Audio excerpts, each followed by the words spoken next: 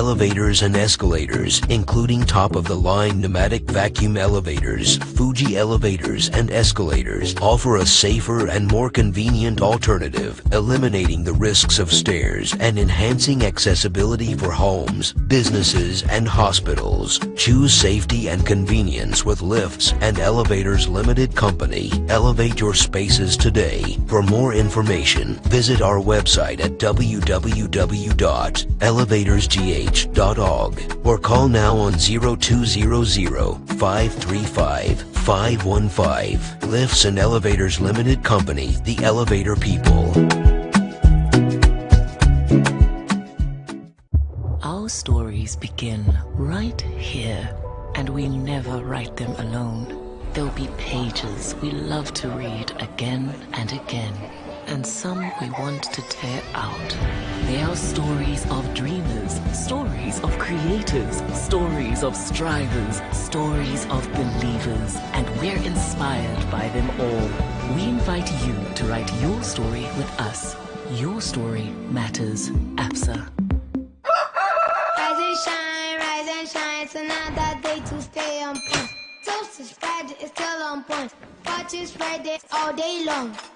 Still on point, yes, it's still on point. It's still on point. Watch is Friday, it's still on point. For your bread, it's creamy. For your toast, it's still on point. It's yummy, delicious. It's still on point. Still on point, yes, it's still on point. It's still on point. Still on point, yes, it's still on point. It's still on point. For your toast, it's still on point. It's still on point. Fortune spread, it's yummy, delicious. It's still on point. Fortune spread, delicious, creamy, and always on point. This advert is FDA approved.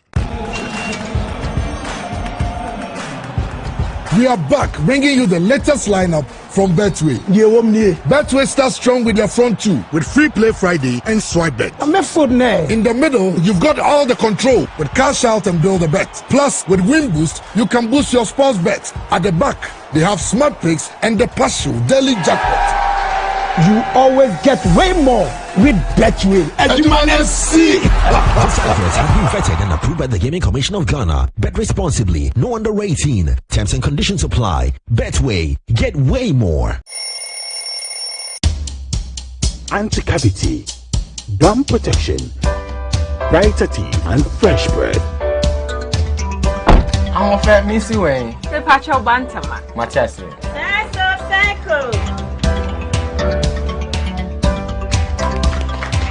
Her smile, the fresh breath. Me, Jibby said we used to Cal 360 toothpaste.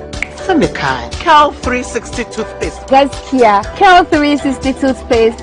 It's a gum protector. Onim Jom Kasan. Cal 360 did the way. It's cool mint. Gives me fresh breath and your confidence booster. And you will see so feeling Cal 360 toothpaste. Happy.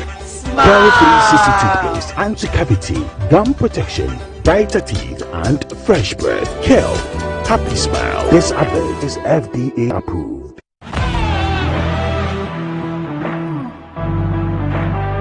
The biggest car center in Ghana, offering unparalleled round-the-clock service in autos and accessories. Nadam Autofix is the biggest distributors of used tires in Ghana, offering first-grade second-hand car tires of all rim sizes at both wholesale and retail prices. We are also the leading name in car sensor diagnostics, corrections and sales of car accessories. We excel in car washing and detailing with state-of-the-art steam engine washing machines that keep water away from your engine, ensuring a clean, healthy, and responsive engine. Nadam Autofix, the first name in servicing, car accessories, and car washing. Visit us today and experience the world of class difference. Find us today at Asoridaho, directly opposite Dansoman KFC and the Shell filling station. For more details, you can call us on 0503 244 266 or 0535 339823. Nado Motofix. Wukwain Sunyonko Papa.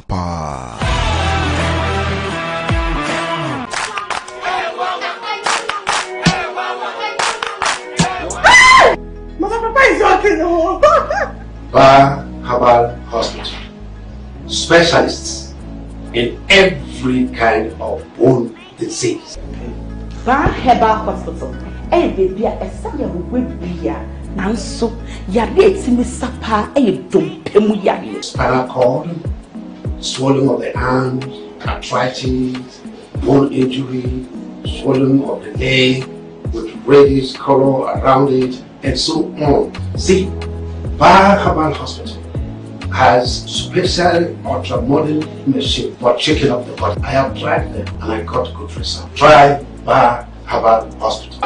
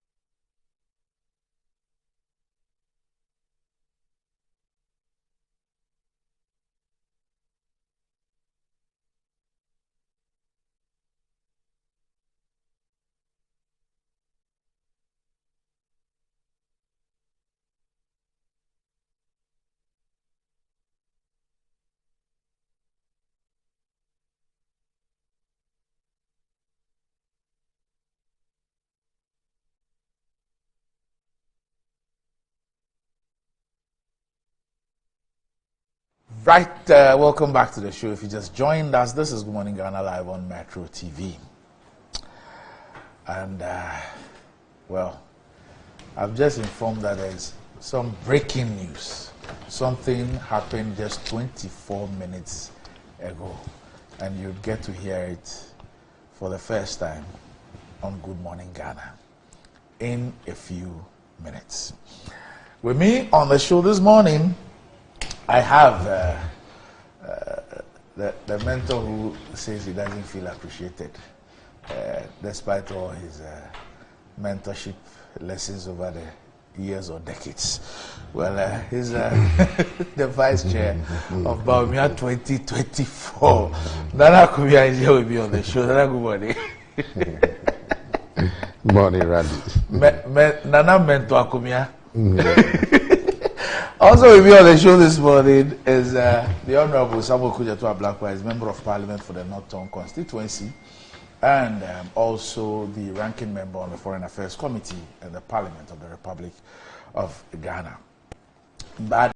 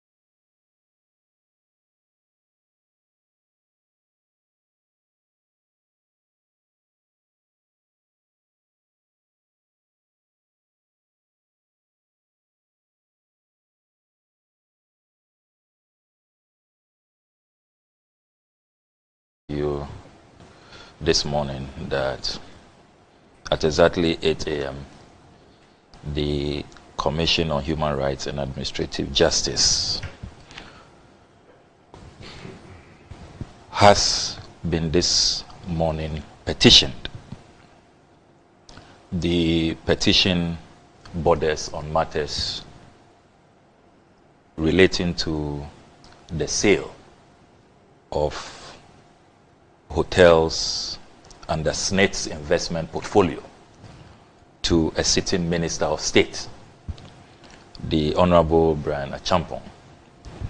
By this petition, I am requesting CHRAJ to commence full-scale and impartial investigations into the sale and the prospective purchase by the Honorable Brian Achampong using his company, the Rock City Hotel Limited. Now, by way of background, on the 7th of February 2022, SNAT strangely put out this notice with the caption, "Sourcing for Strategic Partners, International Competitive Tendering, Project Number GR/SNAT/CS/0001/2022. Request for expression of interest for investment in SNAT-owned enterprises in Ghana."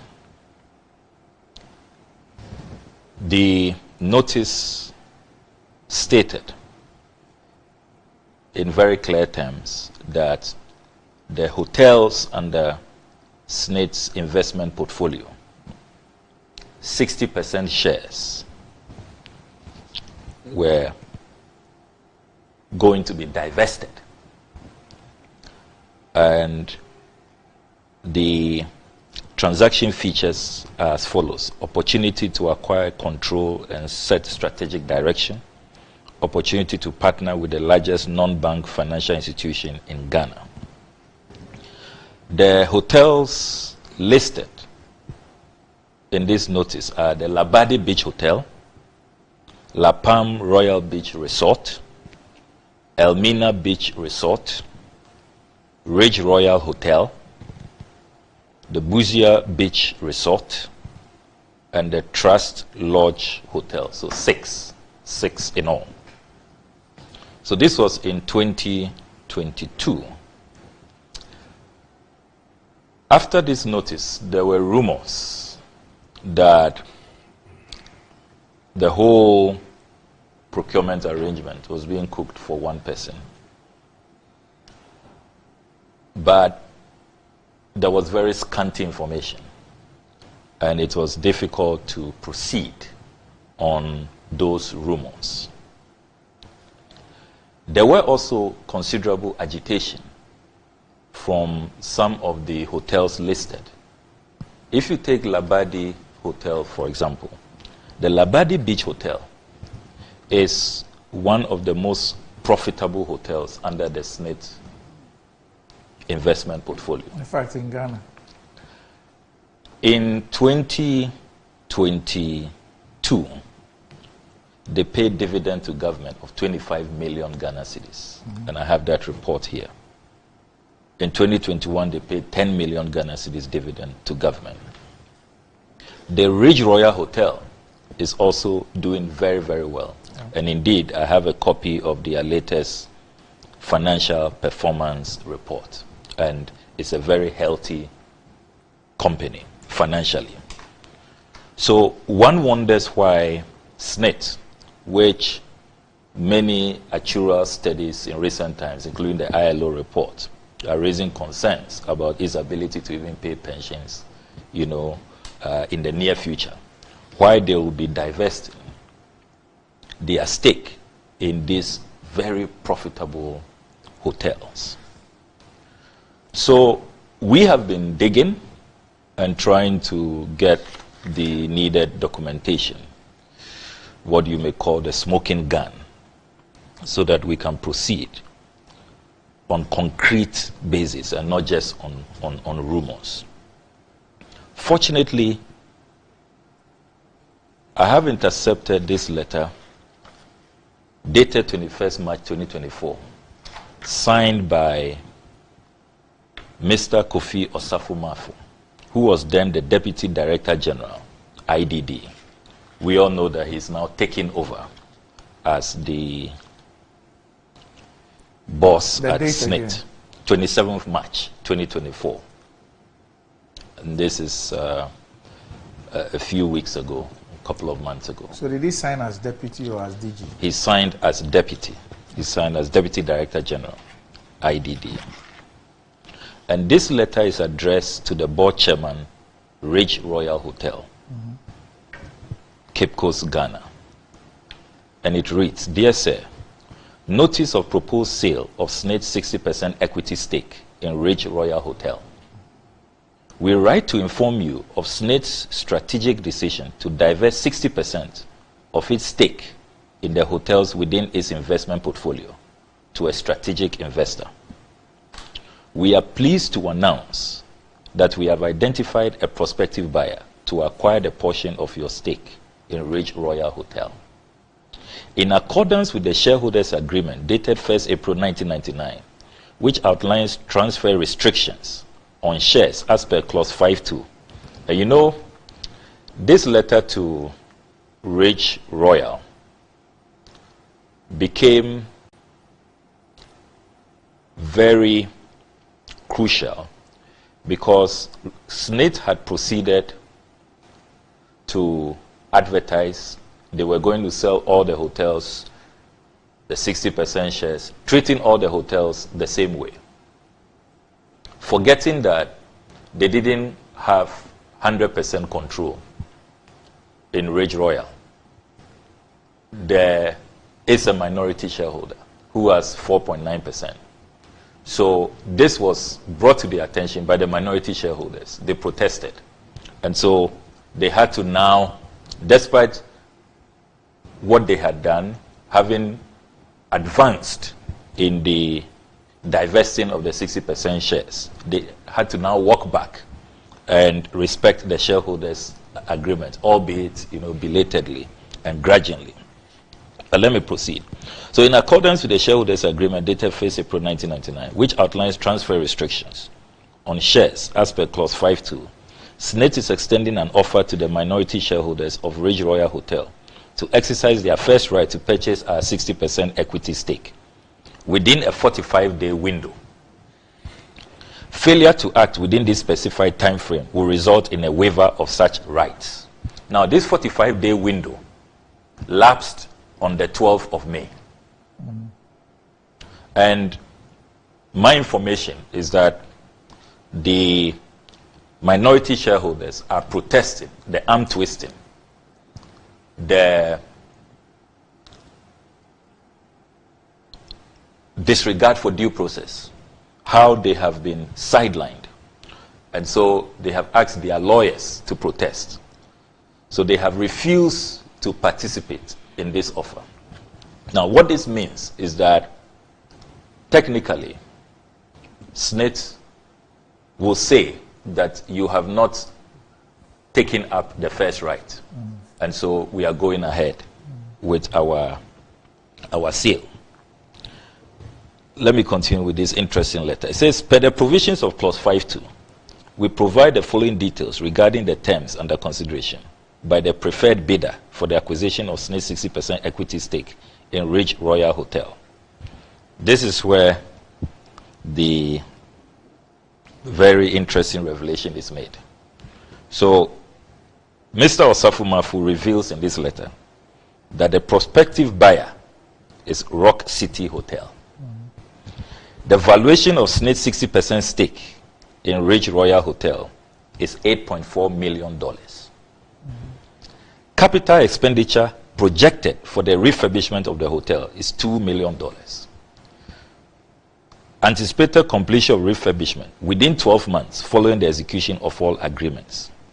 This communication serves to fulfill our obligation under the aforementioned clause of the shareholders' agreement Thank you, yours faithfully, for Social Security and National Insurance Trust, signed Kofi Osafo-Mafo, Deputy Director General, IDD. So, the minority shareholders, per this letter, had 45 days to cough up $10.4 million. They have written protesting, and I have a copy of their letter to SNAT. But you see, Doc, fundamentally, I have always maintained that it is unethical, it is wrong, it is immoral for ministers of state, for public officials to participate in the sale of state assets. It's wrong. Because you see, such a major decision will clearly go to cabinet. There will be cabinet discussions. You are sitting in cabinet as a minister, you have all of this insider information, and then you are participating in the purchase. How can there be fair competition? How can people, members of the general public, fairly compete with a powerful cabinet minister sitting in cabinet, privy to all of these discussions, all of these insider matters? How can they compete with him? That's number one. And let me stress, before I move to point two, that this is a position that you recall that I have held for many, many years. Indeed, 16 years ago, the Honorable Dr. Mani Buama and I, when we were young activists in opposition, 2008, we took on the late Honorable Jacob Echebi Lamte when we saw a notice in the Ghanaian Times at the time that he was purchasing his bungalow, his official bungalow. We said that it was morally reprehensible, it was unethical, marks of conflict of interest. We went all the way to the Supreme Court on that matter. So I'm being very consistent here. And it's about the principle. It's not personal. I have nothing, against the actors in this matter. It's the principle. Now, I was coming to point number two. I have proceeded to look at the current status of Rock City Hotel, because somebody may argue that, oh, probably he has relinquished his interests or his control over Rock City Hotel Limited. I have obtained all incorporation documents on Rock City, copies of which I have here.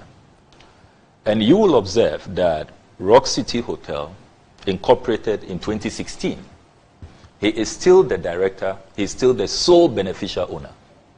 Now, in anticipation of taking over controlling shares of these 6 SNAT hotels, he has only a few weeks ago, April 10th this year, incorporated what is now known as the Rock City Group of companies, where he is also director and the sole beneficial owner.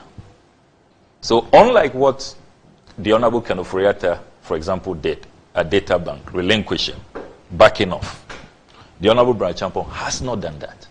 He is still very much in the driving seat. He is the director. He is the sole beneficial owner. He totally controls Rock City. So he is the one who is purchasing these 60% shares in these 6 hotels. The third point that ought to be emphasized is a constitutional matter. If you pay regard to Article 78 of our Constitution, Article 78 of the Constitution, 78(3), provides that a minister of state shall not hold any other office of profit or emolument, whether private or public, and whether directly or indirectly, unless otherwise permitted by the Speaker, acting on the recommendations of a committee of Parliament on the ground of A, that holding that office would not prejudice the work of a minister, and B, that no conflict of interest arises or would arise as a result of the minister holding that office. So Article 78.3 is very clear. When you come to Article 98.2 of our Constitution, so 78.3 deals with ministers, 98.2 deals with MPs. Article 98.2 also provides that a member of Parliament shall not hold any office of profit or emolument, whether private or public, and either directly or indirectly, unless permitted to do so by the Speaker, acting on the recommendations of a committee of Parliament on the grounds that A, holding that office would not prejudice the work of a member of Parliament, and B, no conflict of interest arises or would arise as a result of the member holding that office. So I have proceeded to carry out diligent checks. Under our standing orders, Order 224, it is the Committee on Office of Profit that is responsible. That is the committee that this Constitution is referring to. And under Standing Order 224, the procedure is outlined how an MP or a Minister of State applies to the committee, to the Speaker, and the response that should emanate from the Right Honourable Speaker. I have obtained the full list of all MPs and ministers who have applied and received approval from the Speaker. There are 47. And indeed, I have attached that list to the petition. The Honourable Brian Champong has never applied and does not have a certificate from the Speaker or permission from the Speaker to engage in office of profit, to hold an office of profit or emolument, and to be participating in these profitable transactions. So you consider shareholding and directorship as holding office of profit? Absolutely. That has always been the understanding, the convention. So those who are shareholders, who are directors, they apply. And if you go through the list of 47 MPs and ministers, and I'm not sure that I'll be fair to them to go through that list, unless they don't mind. You see that some of them indicate that I'm a director here, I'm a shareholder here, I want to still run my business.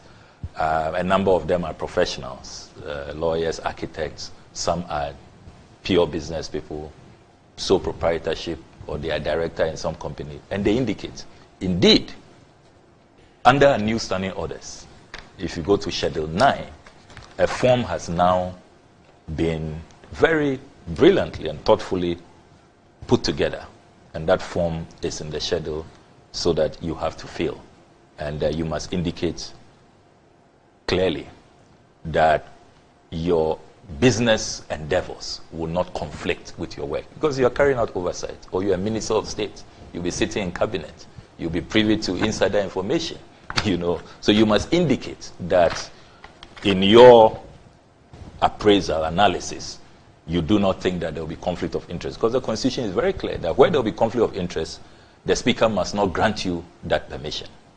So the committee looks at that, the Speaker also looks at that before granting. And so far, as I indicated, only 47 MPs and ministers have received that certificate. And let me digress a bit. Interestingly, the Honourable Cecilia Dapa, her name is not here. So when I hear some of the justifications being put out there that, oh, she's an astute businesswoman and all of that, as Minister of State, she ought to have received permission from the Speaker. Article 78 is very clear.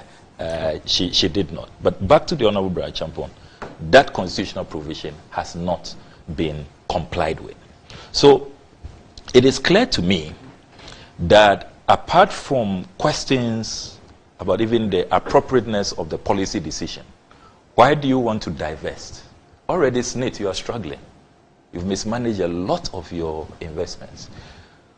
Hotels that are doing well, like Labadi Beach, like Ridge Royal, why do you want to divest? What if SNAT's position is that, yes, we have 2 hotels that are doing well, but we have 4 that are not doing well. In order to get anybody to be interested in taking them up, you need to add the 2 that are not doing well as a sweetener. Well, that would be difficult for SNAT to argue, because if you come back to the original procurement notice, which has been mutilated, it has been violated with impunity, and is one of the reliefs that I'm seeking from CHRAJ to go into the entire procurement breaches that have arisen. SNAT itself says that preference will be given to those bidding for multiple hotels. That's how they just put it. Yes. Those bidding for multiple hotels. Yeah. So it means that the person who's bidding for the 6 will be given preferential treatment than the person who focuses on one. On one, yes, yes. So, and it did not say that everything will be given to one person. You understand? So that point has to be made clear. But you see, so let me ask another question. Let me ask you another question before you go. Yeah. Now, Rock City yeah. is in the hospitality business, yes. specifically hotels. Yes. So it won't be strange that it intends to extend its operations. It would like to expand its operations into other places. That it believes that maybe it has a capacity to turn around those places where maybe SNAT has failed. And so on the face of it, it would not be unusual that you would have one hospitality company deciding to, take another when the opportunity arises. Are you suggesting that Rock City Hotel Limited is the only company in the hospitality space? No, I haven't said that. But I do not know if others were interested in putting bids. I don't have those details. Do you think that it is right? This is a major government decision. Yes. Do you think it is right for government officials to be participating in such a transaction? That is my fundamental objection. Would that not be a moral question rather than a legal one? You see, if you look at the Constitution of Ghana, you look at the mandate of CHRAJ, conflict of interest is a major issue. It's a legal issue. So maybe let's zero down to the reliefs you're seeking. Yes. Maybe that will give us.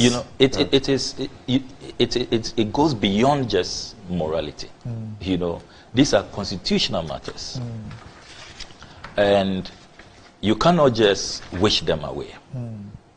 And look, there's no country that pursues rule of law, pursues the tenets of good governance, seeks to eschew conflict of interest, cronyism, and will allow this. I mean, it's not a level playing field. It's not. You think that all those in the hotel space who will compete with a city minister will have a dog's chance? They would not. So these are the 5 reliefs that I'm seeking since you ask. 1, that CHRAJ launches a full-scale impartial investigation into the imminent prospective sale to the Honorable Brian Champon of 60% shares of hotels within SNAT's investment portfolio, which raised fundamental concerns bordering on conflict of interest and abuse of power. Because we all know that that is CHRAJ mandate. Matters to do with conflict of interest with abuse of power. Indeed, when we took the Honorable Jacob Echevilamte to court, the Supreme Court held that the appropriate forum is CHRAJ when it comes to conflict of interest and abuse of power. 2, that CHRAJ investigates SNAT's conduct and procurement processes regarding this matter in issue, particularly with the view to unraveling what led to the numerous violations of due process and unfair treatment. Because remember that the minority shareholders have written a protest letter to, and if you don't mind, I'll read it. What's their protest? I want to hear their protest. All right. So let me read their Are they protest. Institutional investors or individuals? Both. Okay. Both. Okay. And it's a very damning letter.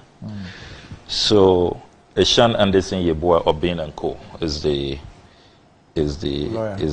legal firm. And it's addressed to Mr. Kofi Osafo Mafo, the Director General, Social Security and National Insurance Trust Head Office, Accra. It's dated 10th May 2024. Dear Sir, notice of proposed sale of SNAT's 60% equity in Ridge Royal Hotel. We write and act as counsel for and on behalf of Vanef Company Limited and Ahoy Plaza Limited, minority shareholders of Ridge Royal Hotel. Our clients inform us that on the 12th of April 2024, they cited a letter in circulation dated 27th of March 2024, signed by the then Deputy Director General of SNAT on the above matter. And that is the letter I read, the 27th March 2024 letter. Our client instructs us to state that the said letter was addressed to the board chairman of Ridge Royal Hotel and copied to the Director General of SNAT, other officials of SNAT, the minority shareholders, and the managing director of Ridge Royal Hotel. We are further instructed by our clients that even though the letter was copied to them, they did not receive a copy of the above mentioned letter. We are also informed by our clients that it has come to their attention that for the past 1 year, SNAT has been discussing with a third party to offload its shares to the prospective shareholder to manage the hotel without recourse to the minority shareholders.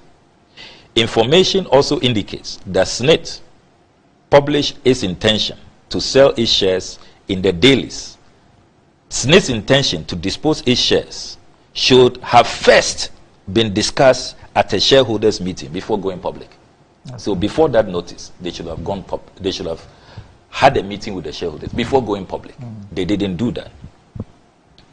Further, to our client's information, on the 12th of March 2024, a meeting was held with the head of investments at SNAT, Patience Owusu, where our clients informed the SNAT representative that they would buy SNAT's share. And so the exercise to sell off SNAT's hotels should exclude the Ridge Royal Hotel, since the idea of purchasing the catering rest house, you know, Ridge Royal, it was catering rest house. Now the Ridge Royal Hotel was solely our client's idea. Unfortunately, SNAT did not write to our client as promised by the head of investments at the said meeting. Our client further instructs us to state that they only this week finally received a copy of the said letter notifying them of SNAT's intention to sell its shares. According to our client's instructions, no shareholders meeting has been held to discuss the sale of SNAT's shares in Ridge Royal Hotel. We therefore, on the instructions of our clients, the minority shareholders, request an emergency general meeting to discuss SNAT's proposed sale of 60% shares. It is proper that due process is followed as required by the shareholders' agreement to ensure equity and fair play. We look forward to receiving your prompt response and cooperation. And this is signed by the lawyers of the minority shareholders. Okay. So these are the matters drawing the attention of CHRAJ to in relief number 2 that we are seeking. Then relief number 3, that CHRAJ investigates the appropriateness and ethical concerns of the Honorable Brian Champon, who is a director and the sole beneficial owner of Rock City Hotel Limited, to be selected as the sole prospective buyer of 60% of SNAT's stake in the hotels within its investment portfolio, albeit under opaque circumstances, by his colleagues in government, who were all appointed by President Nana Addo Dankwa Akufo-Addo. 4, that CHRAJ makes a determination on the eligibility of Honorable Brian Champon to participate in this transaction, having regard to his non-compliance with Article 78.3 and 98.2 of the 1992 Constitution. And that's what I read on the Speaker's permission for you to hold an office of profit. 5, that considering the 45-day time frame stipulated in the above-mentioned SNAT letter of 27th March 2024, which lapsed on 12 May 2024, urgent steps be undertaken by CHRAJ to halt this apparently sleazy sale, which is not in the national interest. 12 May, that's 5 days ago. Yes, okay. Yes, because the 45 days, so because SNAT served notice that after 45 days, they don't hear from minority shareholders, they are going ahead and giving it to Brian Champon. So we don't have time. And already they've done, from what insiders are telling me from the hotels, the worker unions and all of that, they have already done their inspections. You know, they've been going around. They are ready to take off. And you can see that they've already registered the group of, Rock City group of companies preparing, you know, for the takeover. This is urgent. And that's why we are asking CHRAJ to step in immediately, you know, to stop this imminent sleazy sale. It cannot be allowed to continue. Right. And I am also concerned, as I conclude, on clear state capture and then on the future of the workers. There are thousands of workers working in these hotels. They clearly are not guaranteed their jobs if this sale, you know, is allowed to continue and for the deal to be sealed. Yeah, so that's why this morning I've petitioned CHRAJ. Okay. Randy. Yes, sir. Well, I mean, as a matter of principle, if a member of parliament suspects that there has been some impropriety in the disposal of public assets, it is completely normal and commendable for the member of parliament to seek an investigation to establish that there has been impropriety or there has not been impropriety. So the public interest angle, it is commendable. But what I find a little worrying is that Sami Okujeto has already pronounced on the matter. He's calling it sleazy and all kinds of accusations, you know, which I don't think is right. No, Sami. The evidence, as far as you see it, you must be careful in these matters. You are calling people out for engaging in what you call sleazy. Yeah. But you've called for an investigation by CHRAJ. You said you have petitioned CHRAJ. So if you have petitioned CHRAJ that there's public officials involved and this is public properties, and you want to make sure that the procurement processes were followed, and if the qualification of those who bought it in terms of they being, those are fine aims that everybody will support. But you see, you have already passed judgment and describing these people as engaging in sleazy activities. That's my worry. Otherwise, why? If you're looking for accountability and transparency, well, there's no problem. So you need to be careful about the way you would go about it, because from what this is what you sent to CHRAJ. Yes. 1 second. The CHRAJ launches full-scale investigation into the imminent. Oh, the thing has not been done. I thought you said it's been done. I say it's imminent. Yes, it's about. So it hasn't 45 days has lapsed. 12 May. So you say investigation into the imminent and prospective sale. Yeah. So it hasn't been done. They're about to finalize it. Yeah. So okay. I want to stop it. Okay, because it raises fundamental issues about conflict of interest. Yeah. Okay. Number 2, CHRAJ investigates the SNAT's conduct because of the procurement processes, particularly to unraveling what led to the numerous violations. So he's saying that there has been violations of due process. Yes. Yes, as raised by the lawyers of the minority shareholders. And I've attached their letter to the petition. Unraveling of the numerous So these are alleged. Yes. So here you should be alleged violations. Or isn't it? I mean, we have to be serious here. But the evidence is there. I've attached all the documentation. I'm saying you've taken your evidence to CHRAJ. Yes. Everything is alleged until a proper investigation is conducted, isn't it? So here it is alleged. You say the other shareholder. You can say that it is alleged. He is alleging. But you can, when you are speaking about it, you can say that. Yes. Yes. No, even he in his petition should not be passing judgments. You say, look, if I wasn't convinced that I have grounds to proceed to CHRAJ, yes, you don't go to CHRAJ to waste your time. But it doesn't mean that you must have confidence in your case. You must have you finished? Assess your evidence and have the grounds before your you proceed. conviction that you have grounds, your confidence that you have grounds doesn't make it true.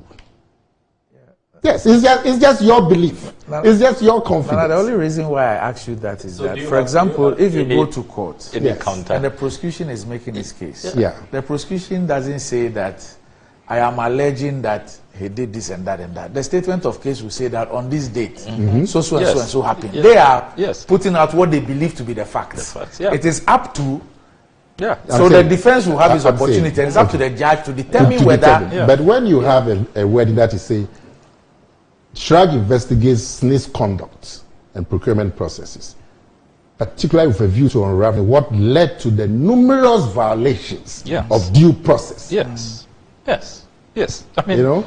Anyway, the facts are clear. You have determined that there have been violations. You have determined, but it's an allegation until proven. Yes, that's what I'm saying. Yeah, now you can say now, number that. 3, CHRAJ investigates the appropriateness and ethical concerns of Brian Achampo, who is a director of Rock City, to be selected as the sole buyer of SNAT's 60% in the hotels, albeit under opaque circumstances, in your view, by his colleagues in government who are appointed by CHRAJ with the determination of the eligibility of considering the 45. So I'm saying that when you read through, Samuel Kujato has passed judgments and condemning people based on his understanding of the matter. And I'm saying you have to be careful about that. Because you've taken the issue to CHRAJ for determination. But otherwise, seeking an investigation into the sale of public interest should not be anything that way. But the way you craft it is, you are describing people as engaging in sleazy conduct. That is totally unfair. If somebody did that to you, you would complain. You can raise the issues that this board could border on conflict of interest, it could border of impropriety and all of it. You can raise those issues, but don't pass judgment. And that's what you seem to have done. Okay, now, let me go to the substantive matter.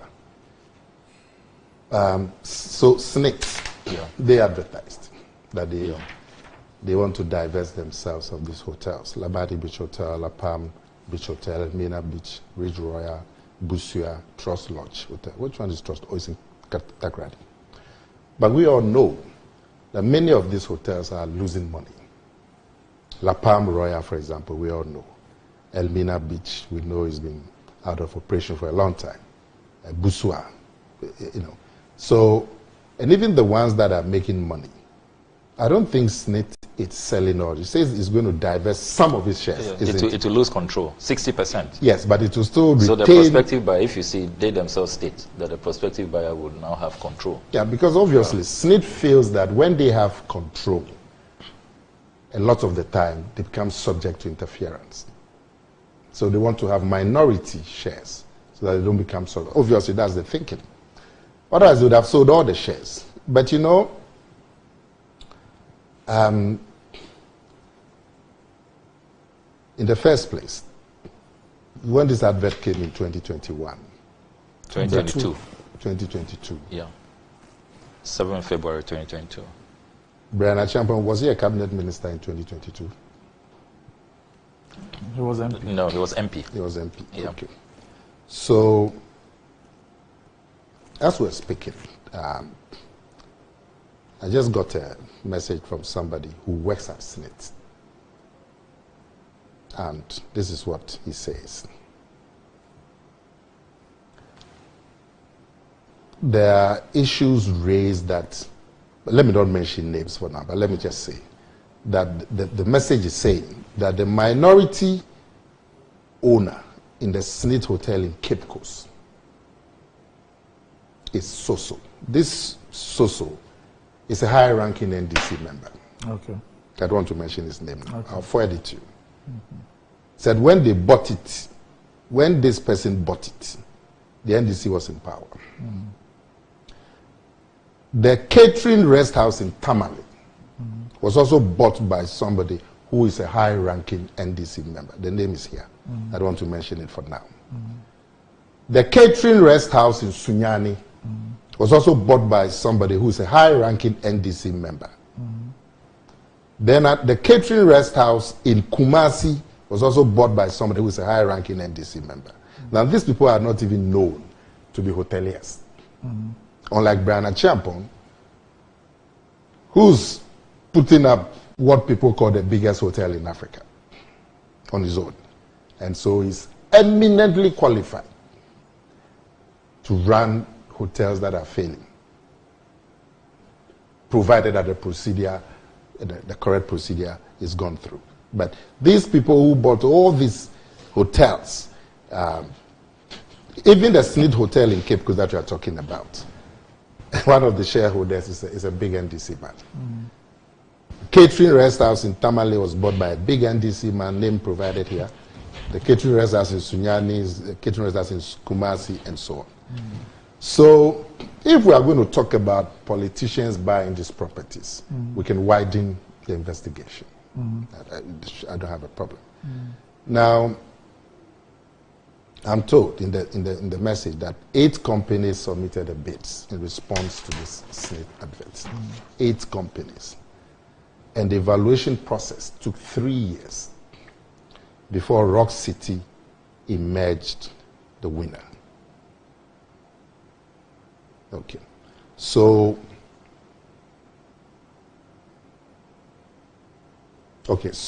I'm told that SNAT advertised It couldn't have been 3 years. Sorry? It couldn't have been 3 years. Why? From the date of this advert. Actually, SNAT did that initial investment advertisement in 2020. Okay. Yes. And then they did a second advertising in 2021. So this is probably the third, because we are not getting. Okay. So 8 companies applied. And this is somebody who was at SNAT. And it says that it took 3 years, and then Rock City emerged the winner. Now, I'm saying that Brian Achamp on Rock City. I mean, you've been to Rock City. Yes. I have been there. It's an amazing development, and this is, you feel proud that a Ghanaian is putting up this. But be that as it may, all these politicians who's bought all these state assets, including Brian Achiampong, if there has to be an investigation to show that there was no undue influence and that the proper procedures were followed. And mind you, the SNAT board is a very diverse board with heavy representation of labor. I deal with the SNAT board a lot because SNAT has some shares in STC. So I know that the General Secretary, is the Secretary General, I don't know what they call it, the General Secretary of TUC is a member of the SNAT board. And I would imagine that these are not, and it's not just him, I think there are another 2 more SNAT, TUC representatives on the SNAT board. And I will find it difficult to imagine. I think there's ICU. Yeah, that these people on the SNAT board will condone any gross irregularity. But be that as it may, I am always in favor of investigation. Yeah, if because of the personalities involved and so on. On the face of it, Rock City buying hotels makes me happy because they've proven that they can do a good work with hotels, and if they can, Rock City. How have they proven that? When you go to Rock City and you see the work that is going on there. No, you should say that on the basis of their financials, not what you see. Yes. Yeah. It's implied. But if you want me to state it, please. Not necessarily. Because Rock City, well, let me say the owner of Rock City, the work is done with Rock City. Okay. The investment. Yes, okay. The work is done there. If I hear that he's involved in buying failing hotels, I'm happy because of the proven record. But be that as it may, if there has to be any investigation to ensure that the proper procedures were followed, I wouldn't have a problem at all. Because all of us are interested. But obviously, there's a record of senior politicians showing interest in buying up some of these assets.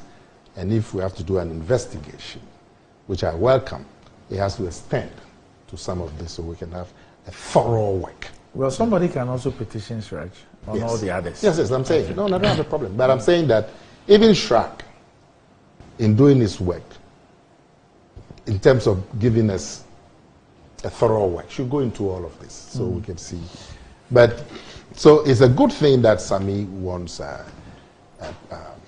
investigation into it to ensure that there's been no undue influence by politically exposed persons. I don't have a problem. But we should be careful that we don't pass judgment at this stage. That would not be fair. Okay. Doc, just for the record, I'm looking at the SNAT board as is currently constituted.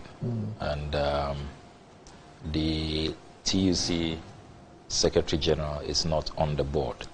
But TUC has a seat. But there are reps of organized TUC labor. has a seat. Yeah, just previously, I think the previous yeah. Secretary General sat on it. Yeah, actually, the time I used to deal with them, the Secretary General was a member. Okay. TUC has a seat, ICU has a seat. So the two reps of organized labor, Dr. Evans Ageme Jikum, and then Miss Ivy Beturu Naso. Okay. They are the reps of organized labor. There is also Mr. Joshua Ansan, Mr. Johnson Anu Amegashi. Then the Employers Association have Dr. Emmanuel Dusa Kodie.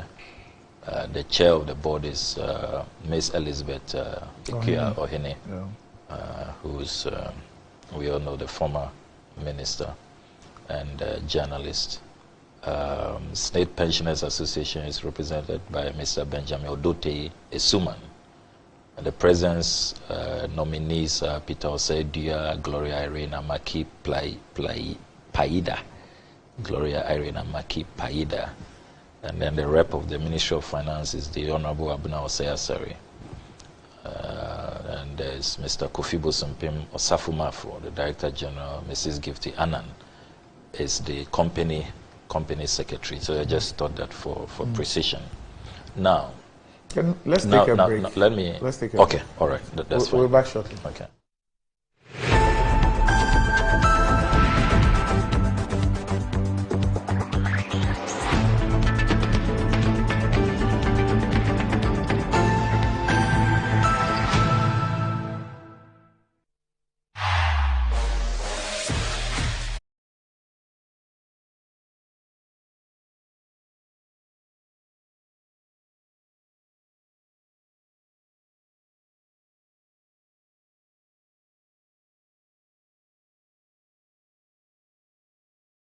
Sadia mama tie no pepepe. Ye the fortune emopa abedwaso. Ghana mo a ede. Ma emo aduane nyina. FDA age ejedi nkratoa yatum. Yeah, Jama was in part of Fufona. What in Rahua, a woman Yinkikaya Srono Eddie.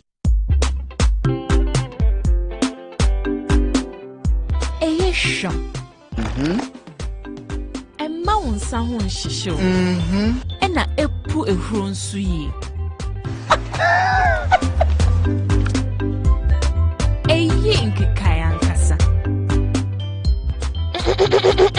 Oh, I still to be. The Jamal washing powder for furnace sachets I can see in Numaba. A yink kayan kasa. Anima. Jamal washing powder, bottle 30. Can you mount the Bajawari? New Jamal washing powder. Emanya meniti. Nemusi ye sham. Uhukafo a oma wonta di niti. FD aje edredi enkrato yatum. Rise and shine. It's another day to stay on point. Toast is Friday, it's still on point. Fortune's Friday all day long. Still on point, yes, it's still on point. It's still on point. Fortune's Friday, it's still on point. For your bread, it's creamy. For your toast, it's still on point. It's yummy, delicious. It's still on point. Still on point, yes, it's still on point. It's still on point. Still on point, yes, it's still on point. It's still on point. For your toast, it's still on point. It's still on point. Fortune spread, it's yummy, delicious. It's still on point. Fortune spread, delicious, creamy, and always on point. This advert is FDA approved. Welcome to ETCOM.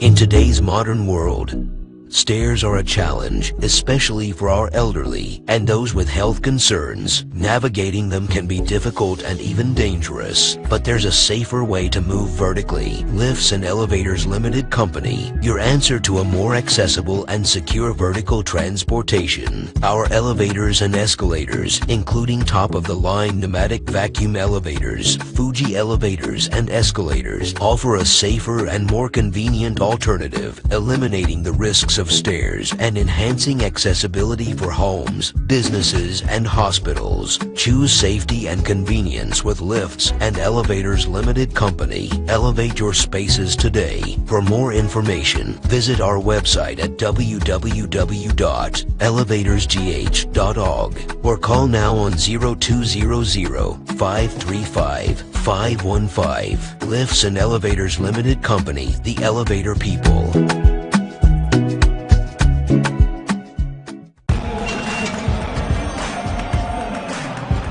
We are back bringing you the latest lineup from Betway.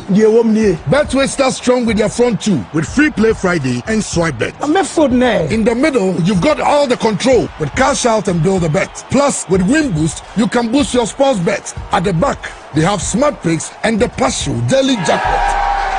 You always get way more with Betway. This advert has been vetted and approved by the Gaming Commission of Ghana. Bet responsibly. No under 18. Terms and conditions apply. Betway. Get way more.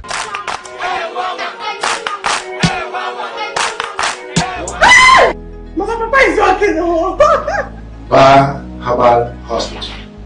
Specialists in every kind of bone disease. Bar Herbal Hospital.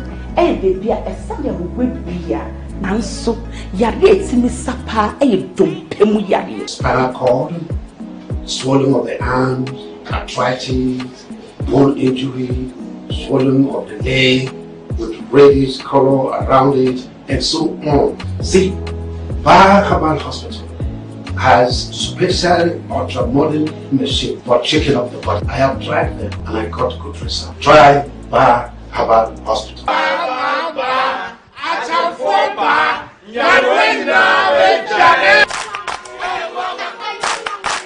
Fortune Rise, it's me emu ediane biara. Ohiansio kakere bi pe, emu no nkeka mu. Na ne hwam ne ne dedie. Delicious. Said your mom metie no pepepe. Ye the Fortune emopa abedwaso. Ghana mo a ede. Ma emu ediane nyina. FDA aje ejedi enkrato yatum.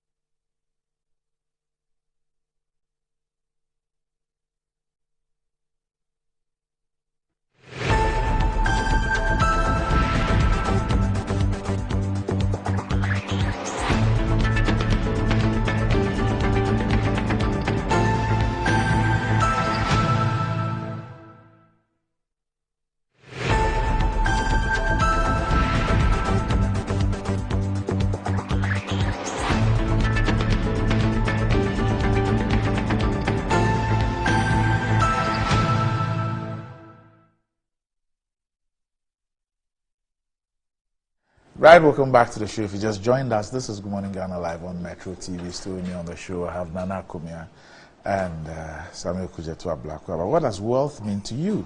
Do you want to live like a tycoon? Remember, us got the Mola, got the power. Ghana's newest lottery game draws live on Adom TV at 9 a.m., 12 noon, and 6 p.m. daily.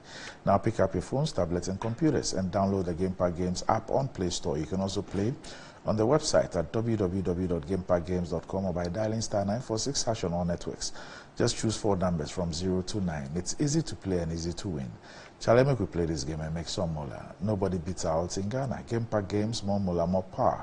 This game is regulated by a National Lottery Authority and is not for persons under 18. Play responsibly.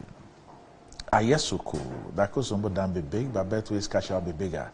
Betway is giving you more control over every thrilling bet you place. Enjoy the biggest and most reliable cash out in Ghana on Betway without any hassle. Sign up today at betway.com.gh.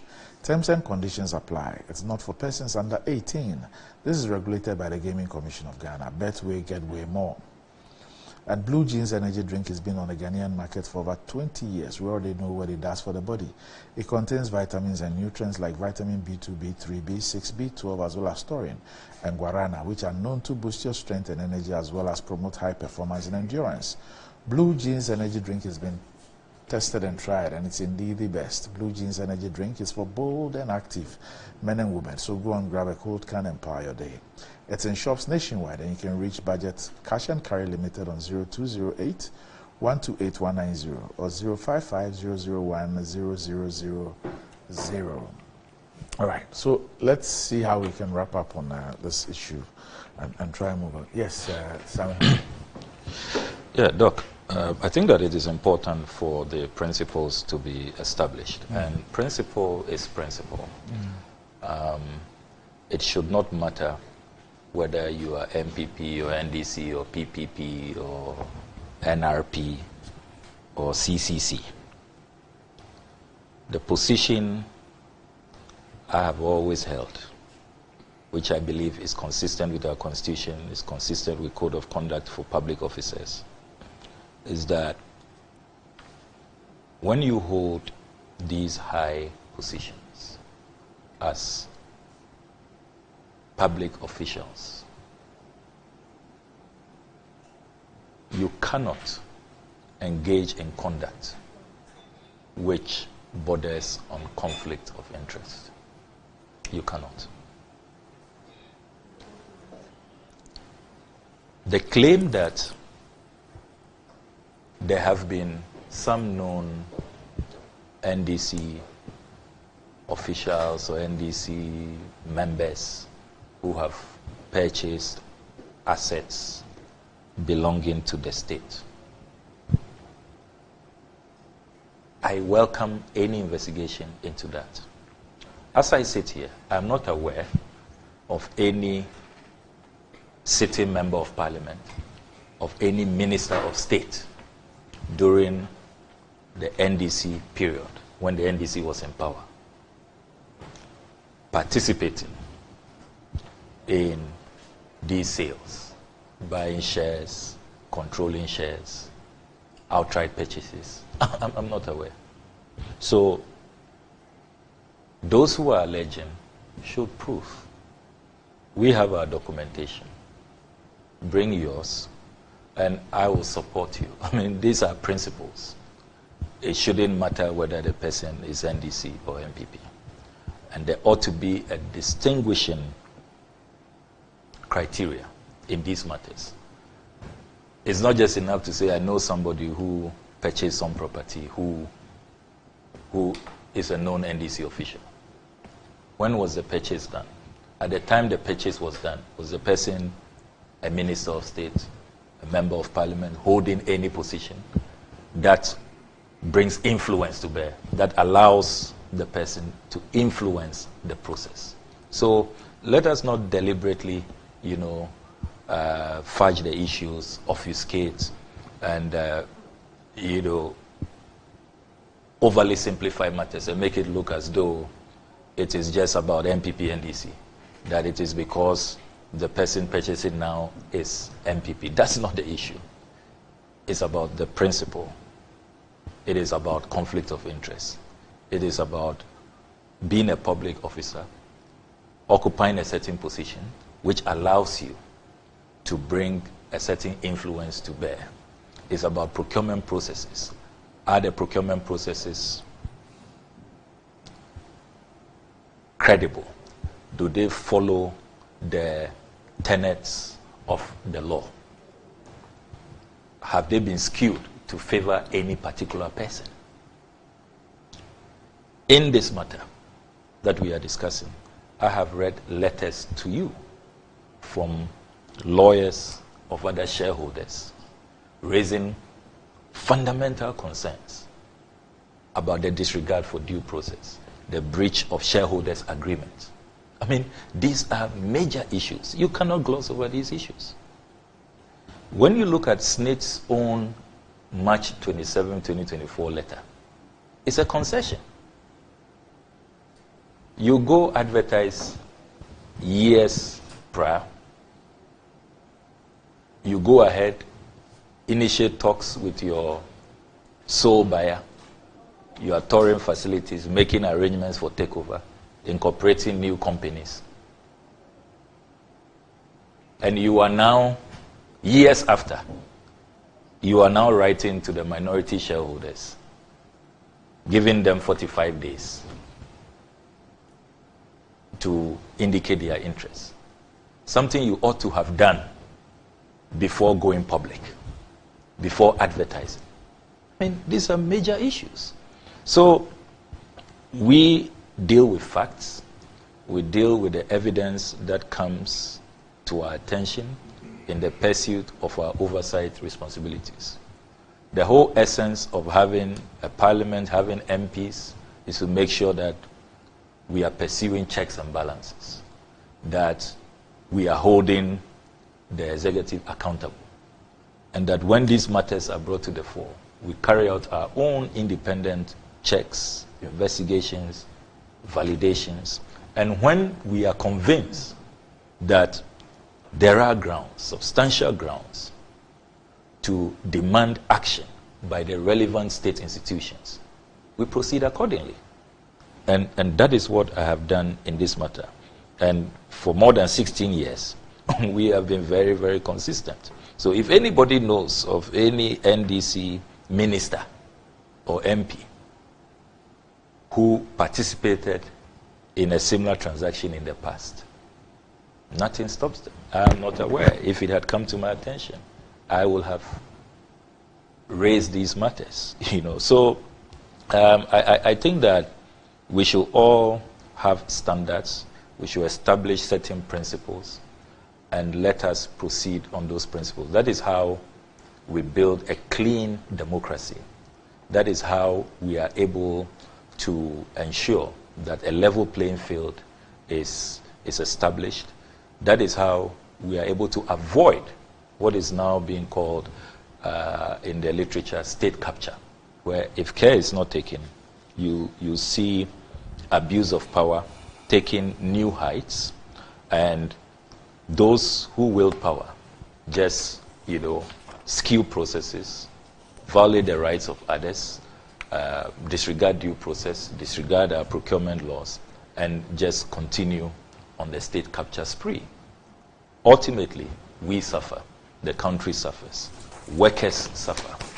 It does not help, the larger society. It is not in the national interest. And I am convinced so strongly that this is a step that is in the right direction. And I hope that CHRAJ will not disappoint us. It will not let the country down, that they will act expeditiously, because these are matters that are time-bound. And as you can see, plans are far advanced. Companies have been registered. And the state capture is about to be, consummated once again in this arena. And CHRAJ cannot, afford to disappoint us. They should act swiftly and make sure that justice is done in this matter, as the Constitution, requires of that institution, the Commission on Human Rights and Administrative Justice. We all want to see justice. I'm sure that there is, considerable national interest in this matter. We want to see justice, and justice ought to be manifestly done in this matter. Well, well, I'm happy that Samuel Kujeto takes this stance. It is good. Also, Samuel Kujeto sought to imply that I was trying to simplify the matter. I haven't done so. I am widening the matter so that it becomes comprehensive. Because what are we talking about? We are talking about the acquisition of properties by politically exposed persons. Isn't that what we are talking about? That's what we are talking about. Acquisition of state assets by politically exposed persons. And if the people are politically exposed, we need to make sure that political connections do not affect the processes, the laid down processes, and all of us are interested in it. So I made the point that there have been a lot of politically exposed persons who have acquired some of these properties, same hotels and so on. And I'm sure Samuel Kujeto, you are not aware, but SHRAJ, if they're going to be seized of the matter, should broaden it. Because I don't want tomorrow that another person will go and say, Randy Abe too did this, investigate, so did it. So that they can have a comprehensive investigation and give us a report that would endure. So it's not about you knowing or not knowing. You have taken to SHRAJ what you know. But SHRAJ, in investigating, should look at all the instances and broaden it. Because we're talking about state capture. It's all about politically exposed persons getting into this business of acquisitions. And there's a danger that there's some state capture or favoritism or using their... So I am all for it. I don't have a problem at all. I had a problem with the way that you pass judgment and describing people as criminals. That should not. And the reason why I didn't even mention the people, other politically exposed persons, because I haven't said what they did was wrong. Because I don't know. Maybe they went through the correct procedure. And that's what all of us are looking for, that the procedures that were gone through are procedures that have been prescribed. That's all. All right. So Nana, we have learned that a petition to remove Kisi Ajeben as special prosecutor has been forwarded by President Akufo-Addo to the Chief Justice. The petition, dated April 30, 2024, was sent to the President by former Special Prosecutor Martin Amedu and conveyed to Chief Justice Gertrude Tokono on May 6, 2024. So the President received it on April 30, and after 6 days, he sent it to the Chief Justice. And we're told that Mr. Amedu is alleging that by holding a press conference to complain about the conduct of the judiciary amounts to abusing judges and bringing the judiciary into disrepute. He also says that the special prosecutor abuses citizens' rights with arrest and detentions, and he cites the cases of Cecilia Adapa and Professor Frimpong Boateng, violation of citizens' right to information. He cited the OSP's decision to decline to provide him a pen drive with copies of appointment letters and salaries of all staff of the office as exempt, as denial as well as allegations of appointment breaches in recruitment of staff. He says only the president could appoint staff of OSP until a board was put in place, although a board ratified the decision. And he says that he also refers to what he says are procurement breaches. And those who've seen the thing says that specific instances of the breaches were not cited. But Joy News says it's gathered that as required by Article 140 of the Constitution, the Chief Justice is in the process of deciding if there's a prima facie case to establish a committee for Mr. Ajaben's impeachment. In fact, we're told that the Chief Justice has written to the Special Prosecutor to respond to the thing, and then that's when the issue of determination of prima facie will be done. And sources indicate that there may that may be related to an explosive press conference held by the special prosecutor during which he alleged that judges had conspired against him. Okay, so I've told you already about what it says, that the press conference, the complaints about the judiciary constitute abuse of judges and bringing the judiciary into disrepute. Okay, so that's basically the issue. So 30th April, it was sent to the president. The president, by 6th, with alacrity, sent it to the Chief Justice.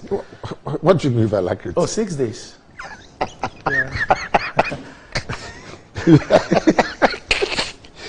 Because those who have sent petitions to the president that have not been forwarded for 3 years or so will obviously see this as discrimination, a record-breaking dispatch. Jet set this. Now, in a related development, okay, some prominent Ghanaians, including former Auditor General Daniel Yaudomolovo, have filed a petition to Parliament seeking a bipartisan probe into the conduct of the Economic and Organized Crime Office, Yoko, in the investigation regarding the stash of money found in the residence of former Sanitation Minister Cecilia Dapa. According to the group, which also has outspoken anti-graft campaigner Martin Kpebu, security analyst Dr. Dambona, academic professor Ransford Jampo, and over 83 other Ghanaians spanning different walks of life, argue in their petition that Yoko had more than enough basis to investigate the former minister for money laundering, as she has been inconsistent and unable to provide a source of the huge amount of money seized at a residence by the special prosecutor. Quote, the failure to explain the source of the money should have been the cornerstone of the investigation. The petition, which was submitted to Parliament on Thursday, May 16th, that's yesterday, noted, among others, it also raised concerns about what the group described as a deliberate refusal by Yoko to take steps to protect the money which had been seized from the residence of a former minister by the OSP. Upon receipt of the docket, Yoko did not act timeously to seize the money that the OSP was returning to Madam Cecilia Dapa, as publicly stated by the OSP. The petition also said Yoko has been inconsistent with their public commentary and actions in the investigation.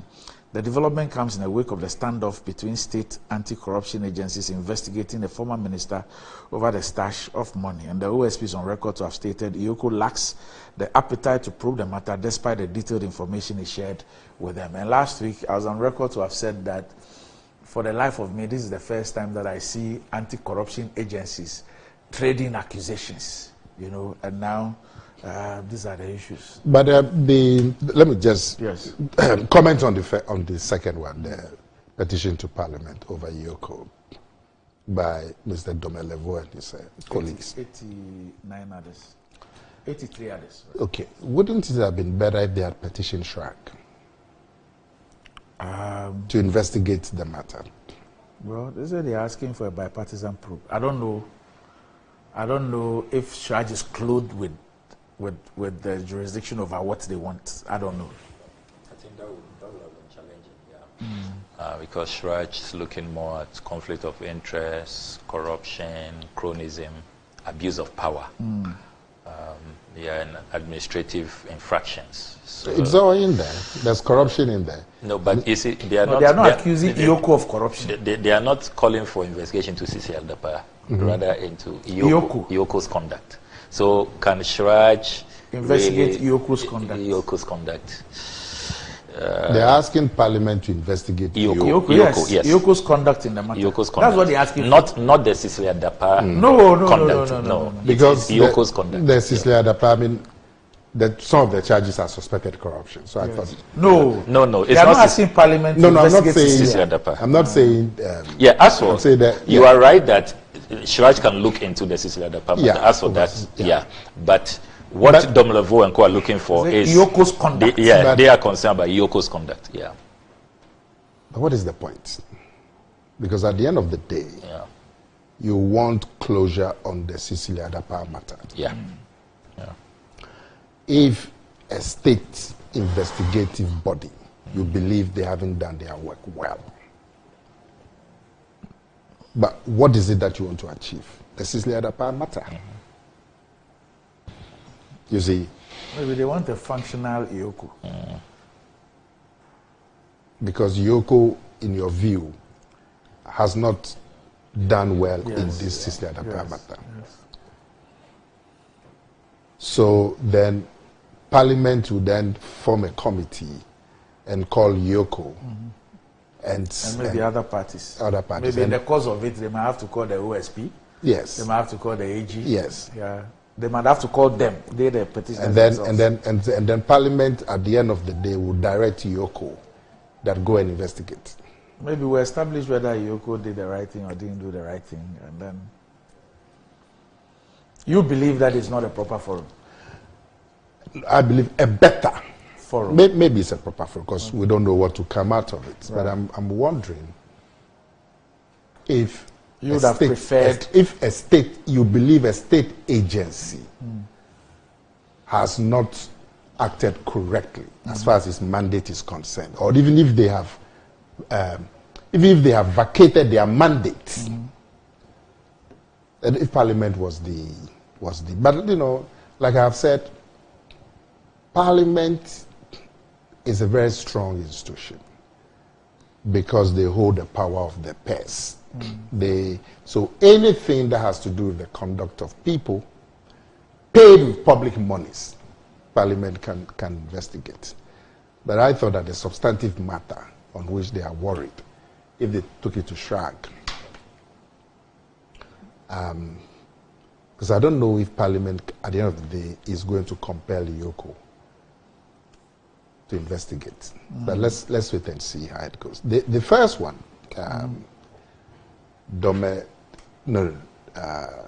Martin Amidu's petition to the president.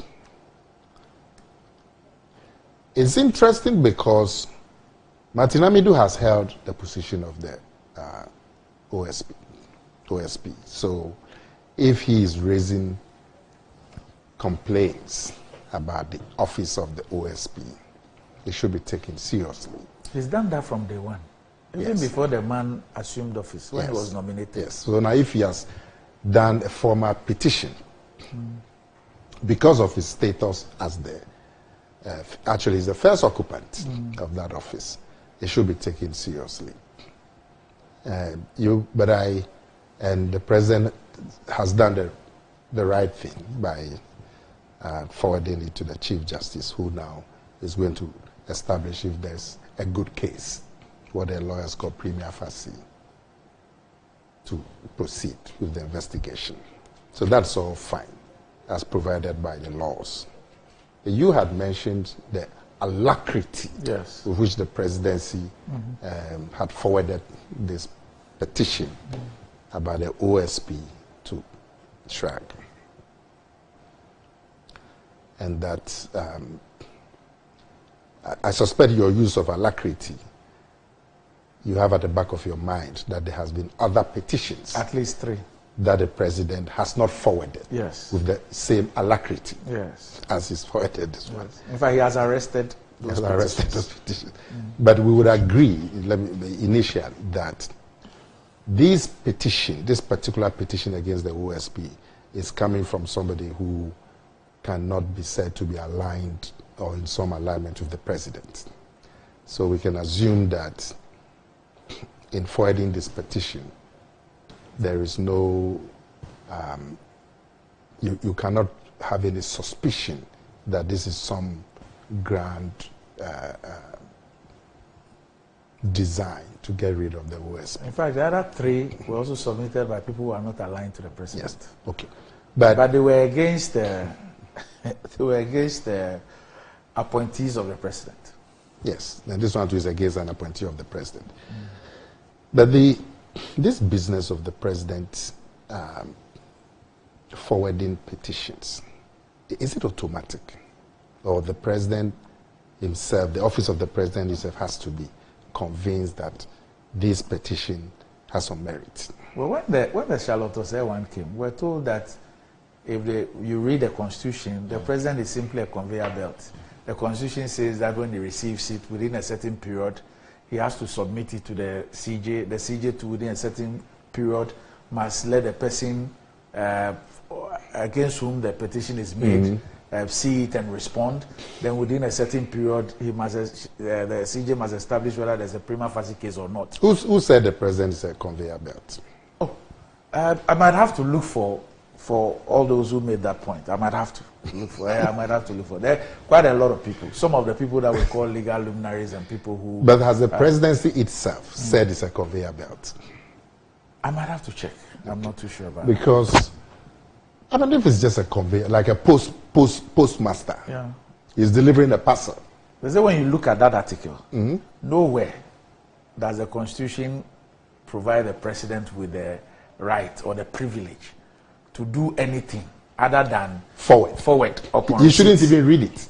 Oh, well, it doesn't say he can read or cannot read, but it says it says that as soon as you receive, it says that when you read the thing. They say when you read it, what it says is that when he receives it, he has a period to submit it. Okay. It doesn't say that he must look at it, and if he is satisfied. No, unlike the CJ, where the article speaks about he writing to the person, receiving a response, determining prima facie before then constituting a panel. So the president is not giving that. Yeah. So in this case, the president is just delivering the parcel. But because he's been given 6 days, we can reasonably assume that he must look at the petition.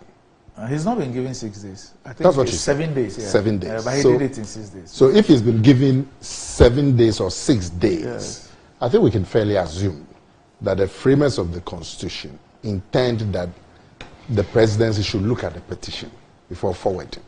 But if it's just mere forwarding, I mean 6 days, 7 days to merely forward a petition from Jubilee House. Just in case there's a casual traffic. Traffic cannot last for 3 days. And in the first, the president, they always have dispatch rights. So if it's just merely delivering the petition, it could be done in 1 hour or less. Just get a dispatch rider and they drive through the streets to the Supreme Court, to the office of the Chief Justice.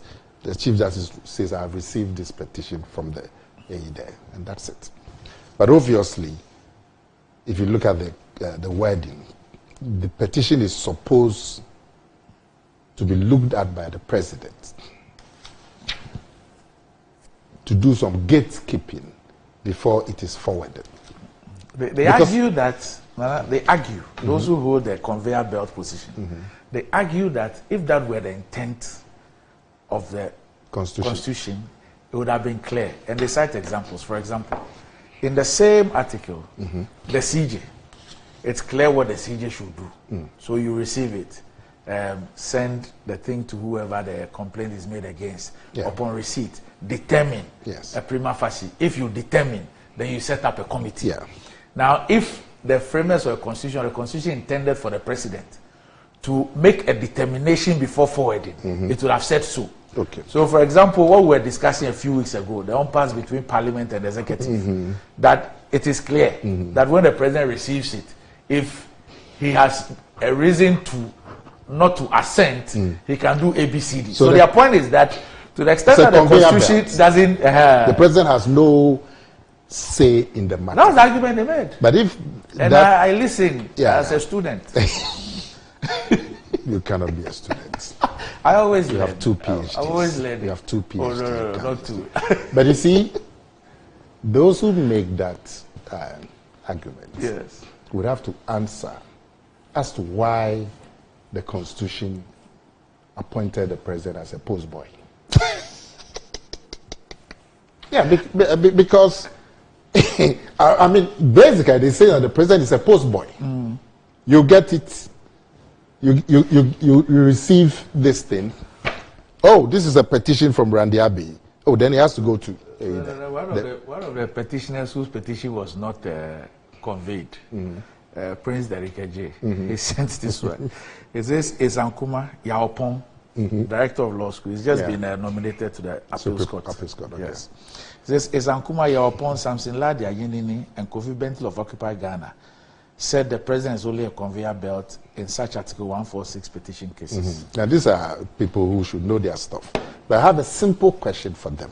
That's why I ask you categorically that this business of conveyor belt, has it come from the presidency? Or is from people who are giving their own interpretation? Because if you are giving that interpretation that the president is merely a postboy, you have to answer as to why the Constitution would appoint the president as a postboy. Because Martina Mido or any of the petitioner could then directly take the petition to the Chief Justice. Why do they have to travel to Jubilee House? And in no Jubilee House, you can't just travel there. Somebody is accusing you of having also said that the president is only a conveyor belt. Me. He says I should check the archives, but you also said it.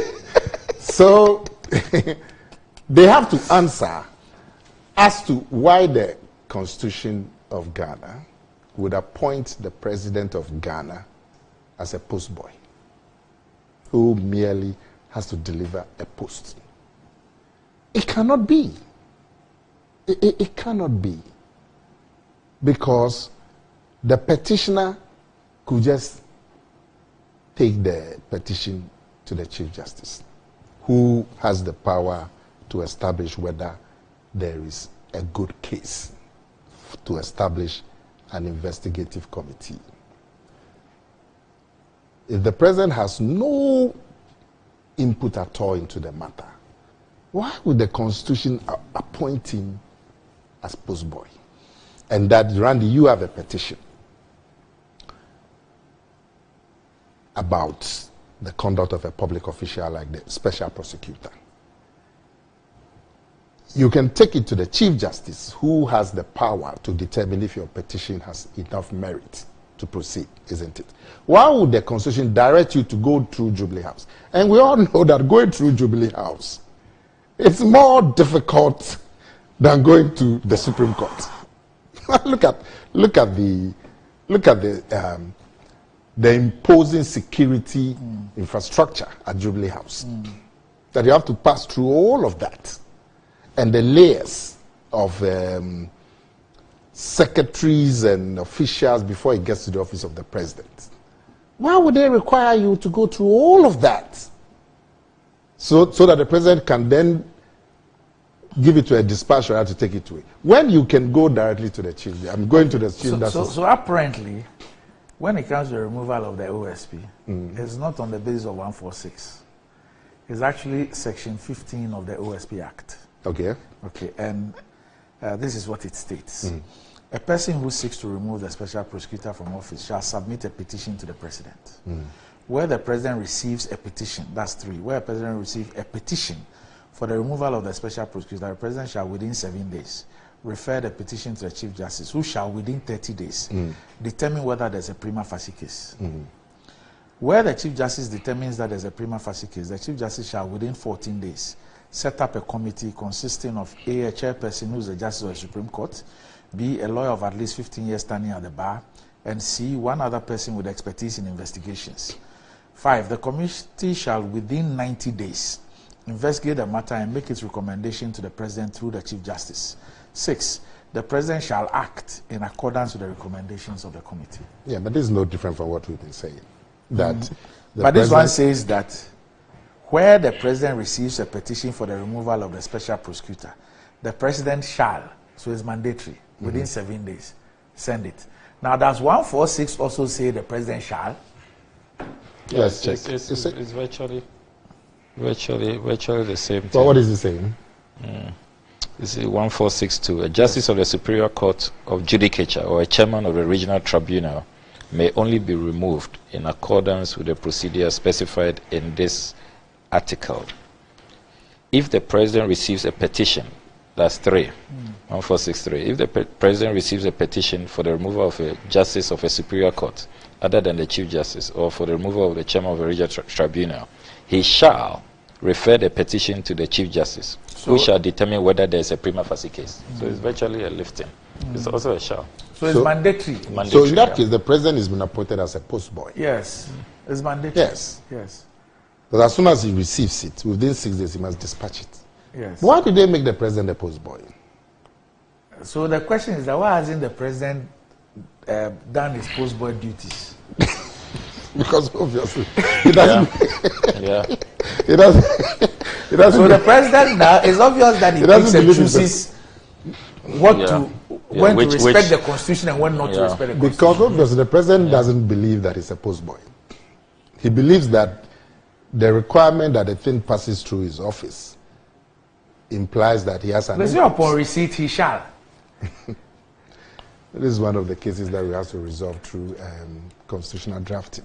Because why would anybody require a petitioner? A petitioner who is petitioning. So who are you petitioning? Are you petitioning the president or are you petitioning the chief justice? It's probably because at the end of the process, the president will have to act. The recommendations come back to the president. In fact, the if you read it, when you read, the president cannot even vary. Yes. It is. But you don't need for him.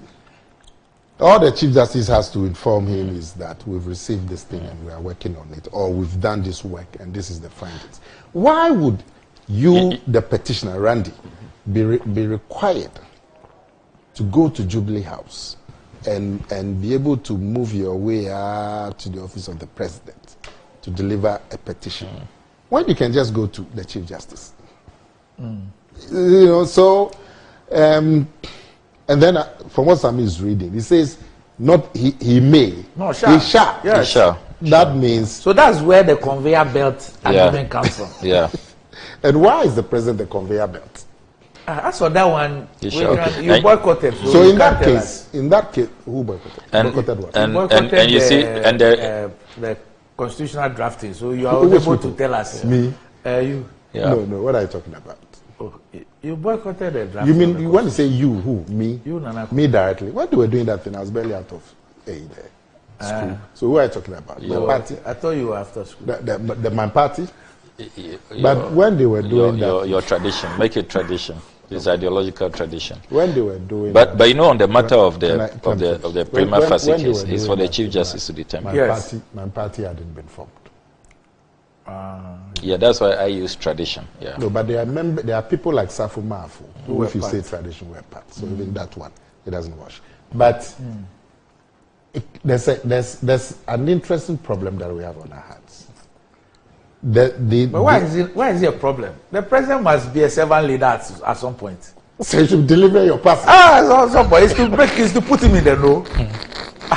Must he always be the one giving instructions? So now you have the situation where the presidency is being put in a position where it can be accused of discrimination.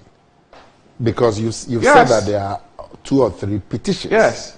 You mentioned the chap. What's his name? Prince Derek Eji. He's petitioned the president about what? His was about former CJ, Sophia, her lordship. He did a petition against the chief justice. Yes. Chief justice herself. Yes. Over land issues. There's a problem because these petitions would have to be determined by the chief justice before it can proceed.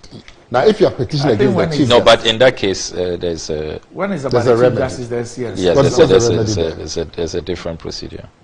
There's a different procedure. Yeah. Then there were two against the current Electoral Commission boss.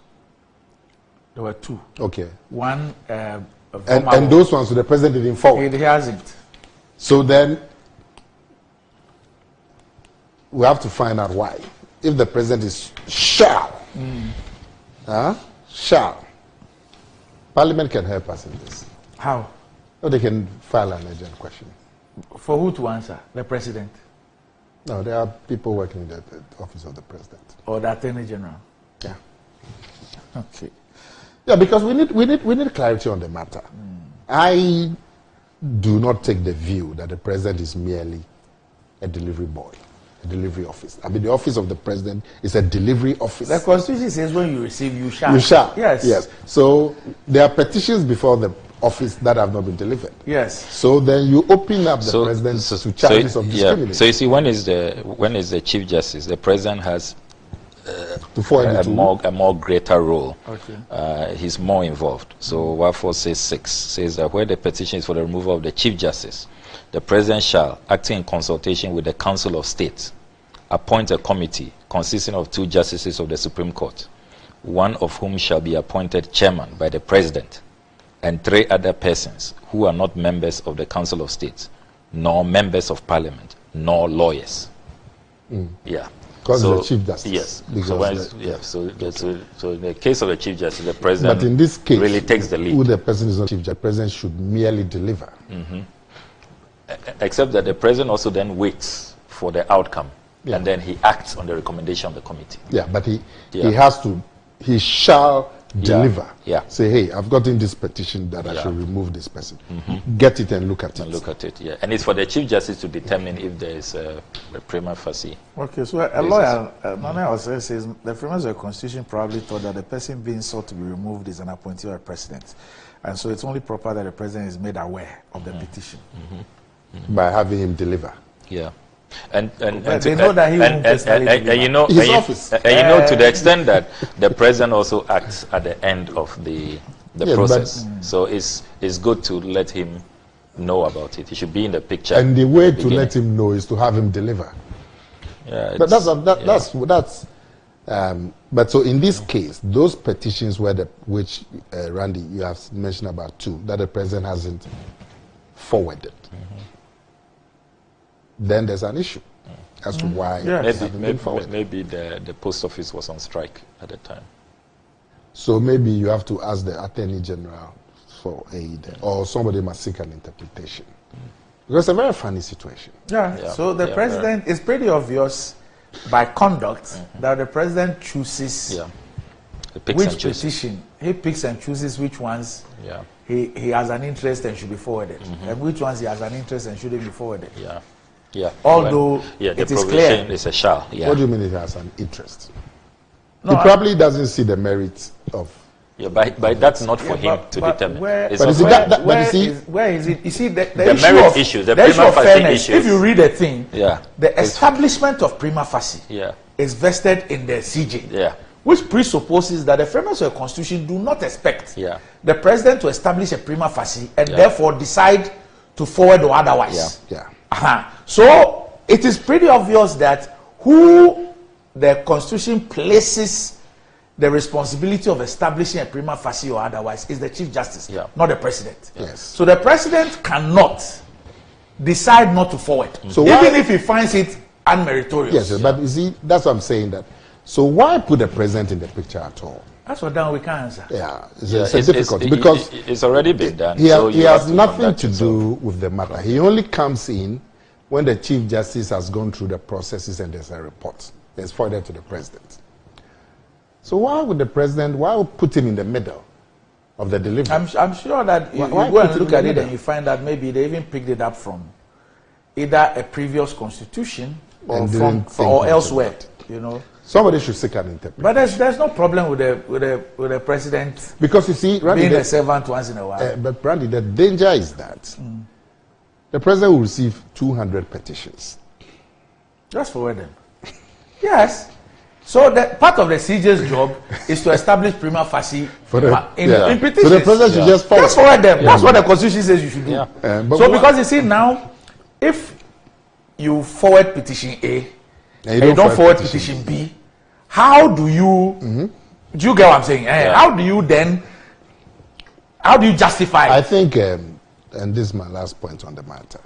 Clearly, this is one of the issues that we have to get interpretation. Interpretation. Is it not clear? No. It's clear. It says he shall. If it's clear, then why are some forwarded and some not forwarded? Because obviously the President or the office of the President believes that it's not a conveyor belt. But is it about what they believe? But that's what is happening. That is in black and white. Yeah, but that is what is happening. Now, my little worry is that, you see, when I hear you, when you say that the President cannot just be a conveyor belt, and that when the President receives the thing, if you look at even the 7 days and others, he obviously would be expected to look at it and determine whether it is meritorious or not. I hear you on that.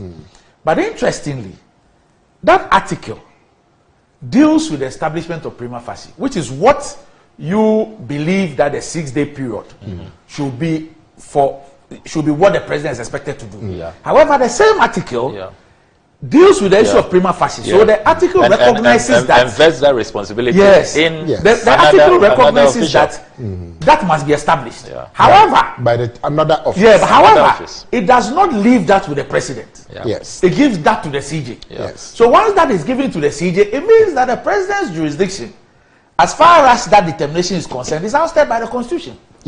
So he cannot. So now the question then is, Those other petitions that were not forwarded, what you said, the president has breached the laws. Yeah, it was just not respecting the constitution. Okay. Yeah. But I'm saying that why are we going to allow that to fester? So let's seek an interpretation. No, because what you have on our hands is that some petition, according to you, you know of 3. Yes. So it could even be more. It could be. So why are we allowing that situation to continue? Why is the presidency forwarding some and not forwarding some? But they should tell us. When they disagreed with Parliament. Well, the question has not been that. So I said either we ask the Attorney General why, because that's the president's lawyer, or we seek an interpretation. That delivery, is the president merely a conveyor belt, or he's supposed to sieve? Sammy, please ask that question on my behalf. Or he's supposed to sieve? Please. You know. So this is one of the issues that we need to because it's problematic. But as for this one, it's English. It's not even law. Yes, but obviously it is being subject to interpretations. Some interpreted that, look, you shall forward. But once it hasn't been forwarded, it means somebody there thinks differently. That's why it hasn't been forwarded. Somebody just can't be bothered. Or it's merely negligence? Not negligence. I mean, they can't be bothered. So, and these are weighty constitutional matters. Yeah. And you don't want the presidency to be accused of discrimination. Yes. When, from the simple reading, it doesn't have that option. Because even from a governance, Nana, even from a transparency point of view and a good governance point of view, to the extent that the Constitution has provided for an office holder to determine the prima facie, let it go there and let the office holder determine that this petition is frivolous. I agree with you. So at least the presidency is not. So when you have removed one, you have forwarded for one commissioner to be removed, and then you have appointed a commissioner, and there are 2 petitions against the commissioner.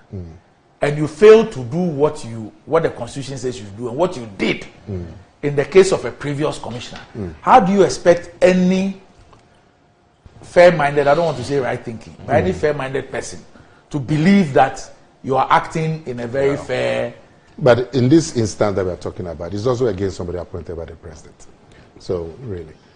But for me, there's a difficulty. And we shouldn't allow constitutional difficulties to fester. Because clearly, from the reading that Samia has provided, the president is supposed to merely convey, not to do anything else about it. But then he's been given 6 days or 7 days to do that conveyance. Why would they give him 7 days to convey a petition? Even if there's traffic, the president has a dispatch. Even STC, we have a dispatch. So why would they give him 7 days? So I'm saying there is some difficulty in that particular clause. Is there difficulty in the clause or the difficulties in the conduct of the person who is supposed to respect the Constitution? There's a difficulty in the clause because the clause says the president shall, but it gives him 7 days. Yes. Now, merely forwarding a petition to the chief, that should not be given 7 days. He's president. You don't want to appear to be rushing in. They may want to do a cover letter that find attached a petition we have received. Treating him with dignity. Yeah, treating him with some dignity. But I mean, you'd agree that we have to seek proper interpretation. Yeah, I mean, especially looking at the apparent selectivity. Yes. You know, yes. It's a good call. And the president hasn't held matters by not being consistent. If you are conveyor belt, just be conveyor belt. You receive it. Fortunately, within the process, you have a sifting opportunity with another office, the Chief Justice. You would agree that the Chief clearly, Justice will look at you would the agree, merits. You would agree that clearly the office of the president case. doesn't believe it's a conveyor belt. Obviously. Well, they should tell us. But if that's their belief, then, that's their then it would appear to. Otherwise, why have they forwarded to be in conflict the president with the is a post Constitution? boy because he's also the sole appointing authority. It is also to draw his attention of the process undertaken by his appointee. The buck stops with him after a decision of the Supreme Court, since it was authority that can appoint or disappoint. Yes. But and he acts on the recommendation. Yes. But his acting on the recommendation should not be due. You shouldn't make him a delivery boy. What is a delivery boy? Okay, so in the matter of acting on the recommendation. even if you disagree with what? With the president being made a delivery boy or post boy, even if you disagree, that is what the Constitution says. Yeah. Yes. So when you swear an oath to abide by the Constitution, you play your role as post boy until that particular part of the Constitution is amended. Let me tell you one thing. What the Constitution says is not what is on the paper. I don't understand. What the Constitution says is what is interpreted by the Supreme Court. I don't get it. Yeah. When there has been an interpretation. Yes. In this matter, there's no interpretation by the Supreme Court. There's no basis for an interpretation. No. There's no. Listen. Is there any interpretation contrary to what is on the face of this? This is tried knowledge. What the Constitution says is what is interpreted by the Supreme Court. That's a basic fact. No, but that only arises. Not only arises when there is no. But now there's an issue. What is the issue? The issue is that your reading of what the clause says, and obviously the president's reading is different. It's different. Well, the president hasn't said. The president of the presidency hasn't said that he's not a conveyor belt. They haven't said that the understanding of the Constitution is that the president must receive and establish whether there is a basis to submit or not. Yes. But so why are you creating a conflict? No. But no, the bottom line, what I'm saying is a basic fact. That what the Constitution says is how the Supreme Court interprets it. In this case, the president hasn't said it's a conveyor belt, but his actions show that it's not a conveyor belt. Otherwise, those 3 petitions or 4 that you are talking about, in my view, his action shows that he's not abiding by the oath of office he took. He's not respecting the Constitution. Okay. That's my reading of it. And if the president is not respecting the Constitution, why are we sitting down and looking? Why are we sitting down and looking? What do you expect me to do? No, I'm not you. Yes. No, I am speaking. So when you say that, it's like you expect me to do something else. No, I'm saying why are we? So it's not you. I'm saying why are we sitting down and looking? If the president is breaking the Constitution, why are we sitting down and looking? You understand what I'm saying? Yeah. So we shouldn't leave these matters. Okay. And obviously there is some interpretation needed, whether the president is merely a conveyor belt, if that's the intention of merely a conveyor belt, or he's also supposed to do some sieving. And obviously the president believes that there has to be some sieving. Because otherwise, but the law is clear on who should do the sieving. That's the point I make to you. Yes. Then why pass it through the president? And why give him 7 days? So the president can say that by giving me 7 days, by asking the petition to pass through my office, me, the presidency, I cannot be a post boy. And by giving me 7 days, I'm supposed to look at it and then decide to forward. But so is that what you think or what the Constitution says? But what the Constitution says is not what you and I think. It's what the Supreme Court thinks. That's what I'm saying. There has to be an interpretation. Anytime there's conflict of thinking, you have to go to the Supreme Court. Okay. Right. Otherwise, to start, Samuel Kujetoku asked a question of the Attorney General to come and explain why the presidency hasn't forwarded this and that petition and why he has forwarded this and that petition. Okay. So, Doc, let me begin with the matter to do with the petition submitted to the President by the former OSP. I take the view that in the conduct of public office, we should conduct ourselves with integrity. Integrity should be high.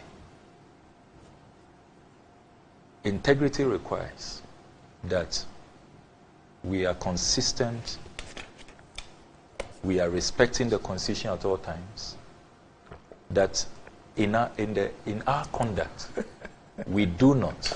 You see the caption given by my people. What? Petition spree. Yeah, petition spree. Yeah. Today has been about petitions. Yeah. So in our conduct as public officers, particularly when there is a constitutional obligation, let us be consistent. Nana Akomia has labored this morning to create a certain cloud of confusion, of haziness, which should not arise, which does not exist. If President Akufo-Addo had been consistent, his first test was the Charlotte Osei petition he received. Many lawyers in this country argue that the president has acted constitutionally. He is a conveyor belt. He has done what is expected of him. The constitutional provision is mandatory. The president had no discretion in the matter. He has no choice. All the Ghanaian people expected, following that first example, was simply that the president will be consistent. If the president, so one of our viewers had has been sent consistent, this. He says that the president doesn't act only as a conveyor belt, as Article 146. In the former EC boss's petition, the first petition they presented was not addressed and duly signed and not dated. The presidency opened the petition and asked the petitioners to come and sign, address, and date the petition. This was done before he forwarded. Yes, I recall that. Which one was that? Which petition was that? The Charlotte Osei matter. Now, Samuel, 1 second. I've also got something from them. It says that petitions against the Electoral Commission were forwarded by the president to the Chief Justice. One was by a group called ASEPA. I don't know which group is that. It's a one by ASEPA was determined in 2020 by the Chief Justice as not having a prima facie. The second one was by Fix the Country against the Electoral Commission. But that one was withdrawn by the petitioners. And it's also saying that the Constitution under Article 146 doesn't give timelines to the president for the forwarding of the petition. Yes, yes. But the OS, the Special Prosecutor gives Act, 7 days. Gives timelines. Yes. So is it suggesting that the president, there's no timeline? He says that the ones against the EC, because we're wondering why it's against the EC were not forwarded. But he's saying that all the ones against the EC were forwarded. The texter has not accounted for other petitions. Yes. Like the Prince Derek J one. Yes. Well, he says that the other petitions say there's no timeline. Yeah, so but you would expect that. We are saying that if there's no timeline, the president received a petition in 2021, and then it's in 2024, I mean, the petition has not been forwarded. I mean, that's not reasonableness. You must see. So that is why I emphasize integrity and consistency.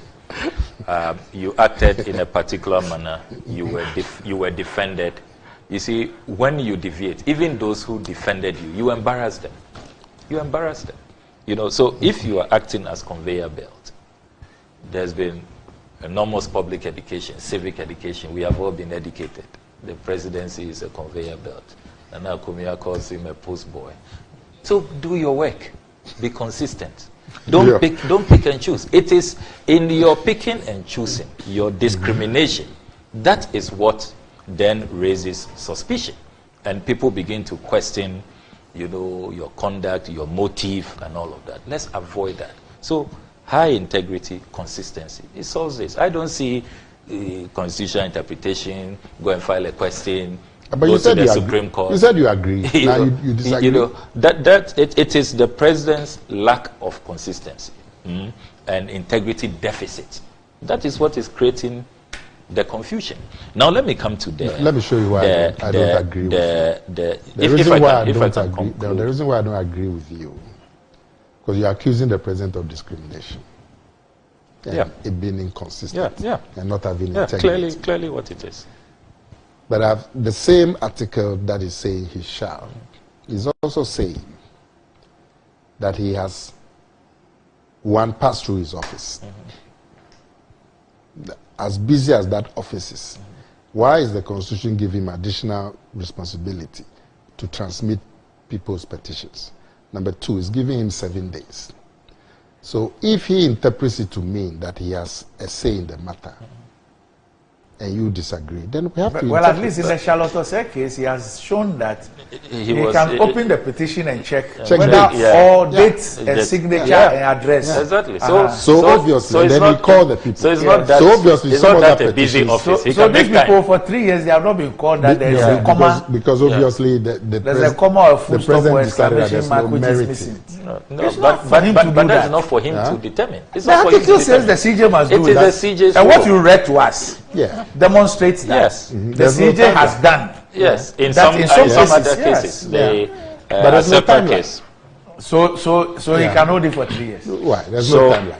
I see. So let me now proceed. If you decide that it's a frivolous. You see, I hope the president is seeing how his defenders now. We can't hear them. Nana Komia is struggling here, trying to take us now to the Supreme Court when really. There's no need for that journey. What does it mean by struggling? That's his opinion. But that opinion. Let me come to. We're having a decent conversation over coffee. How is that a struggle? Because you're all over the place, just because of the president's lack of consistency. And I'm all about which place? And integrity deficit. That's all this. Later you say I should file question. Another break you say let's go to Supreme Court interpretation. You say the president maybe doesn't believe in the fact that he's a post boy. When the matter is clear, you have made a point 2 seconds ago that the president is not being consistent. Yes. The president is not being some other accusation. What did you say? The integrity deficit. And I'm saying to check that instead of just go and test the law. Okay. That what you say. If I gave 2 prescriptions, either bring their AG to the house or go and test the law. Okay. So then you say I'm struggling. We should spend public money, public time, because of a president who doesn't want to just follow the law. Sabi, please finish. Simple post-boy job you can do. Meanwhile, in another break, when it comes to Charlotte Osei, you are super interested in it. You can open it, see that it's not been signed, it's not been dated. You take keen interest. And this busy office. The busy office. Nana Komia says the office is so busy.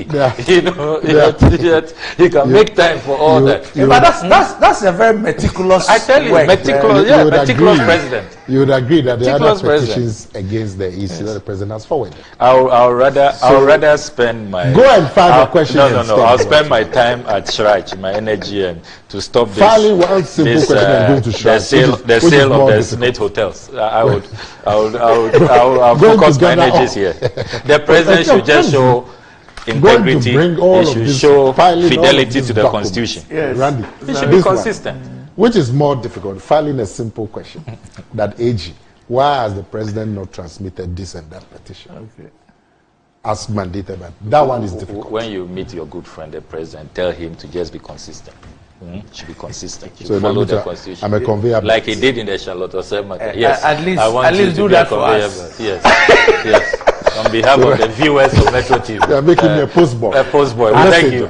We beg you. Yeah. No. You know, we'll do it with a bottle of Schnapp. Listen, instead of making me a messenger, whom the president may ignore, file a question. Okay. All right. It doesn't solve it. Finish. So, on the... So I've begged Sami to file one on my behalf. You have? Has he done it? No, today. On which one? The AG one. Attorney General. What has he done? Well, your proposal. You also so I said I beg you should do you there if you've added your voice maybe. Me when I say it you say I'm being partisan. Because he believes you have 137 who can do it for you if you indeed mean it. Yeah. A lot of them proteges and mentees. No,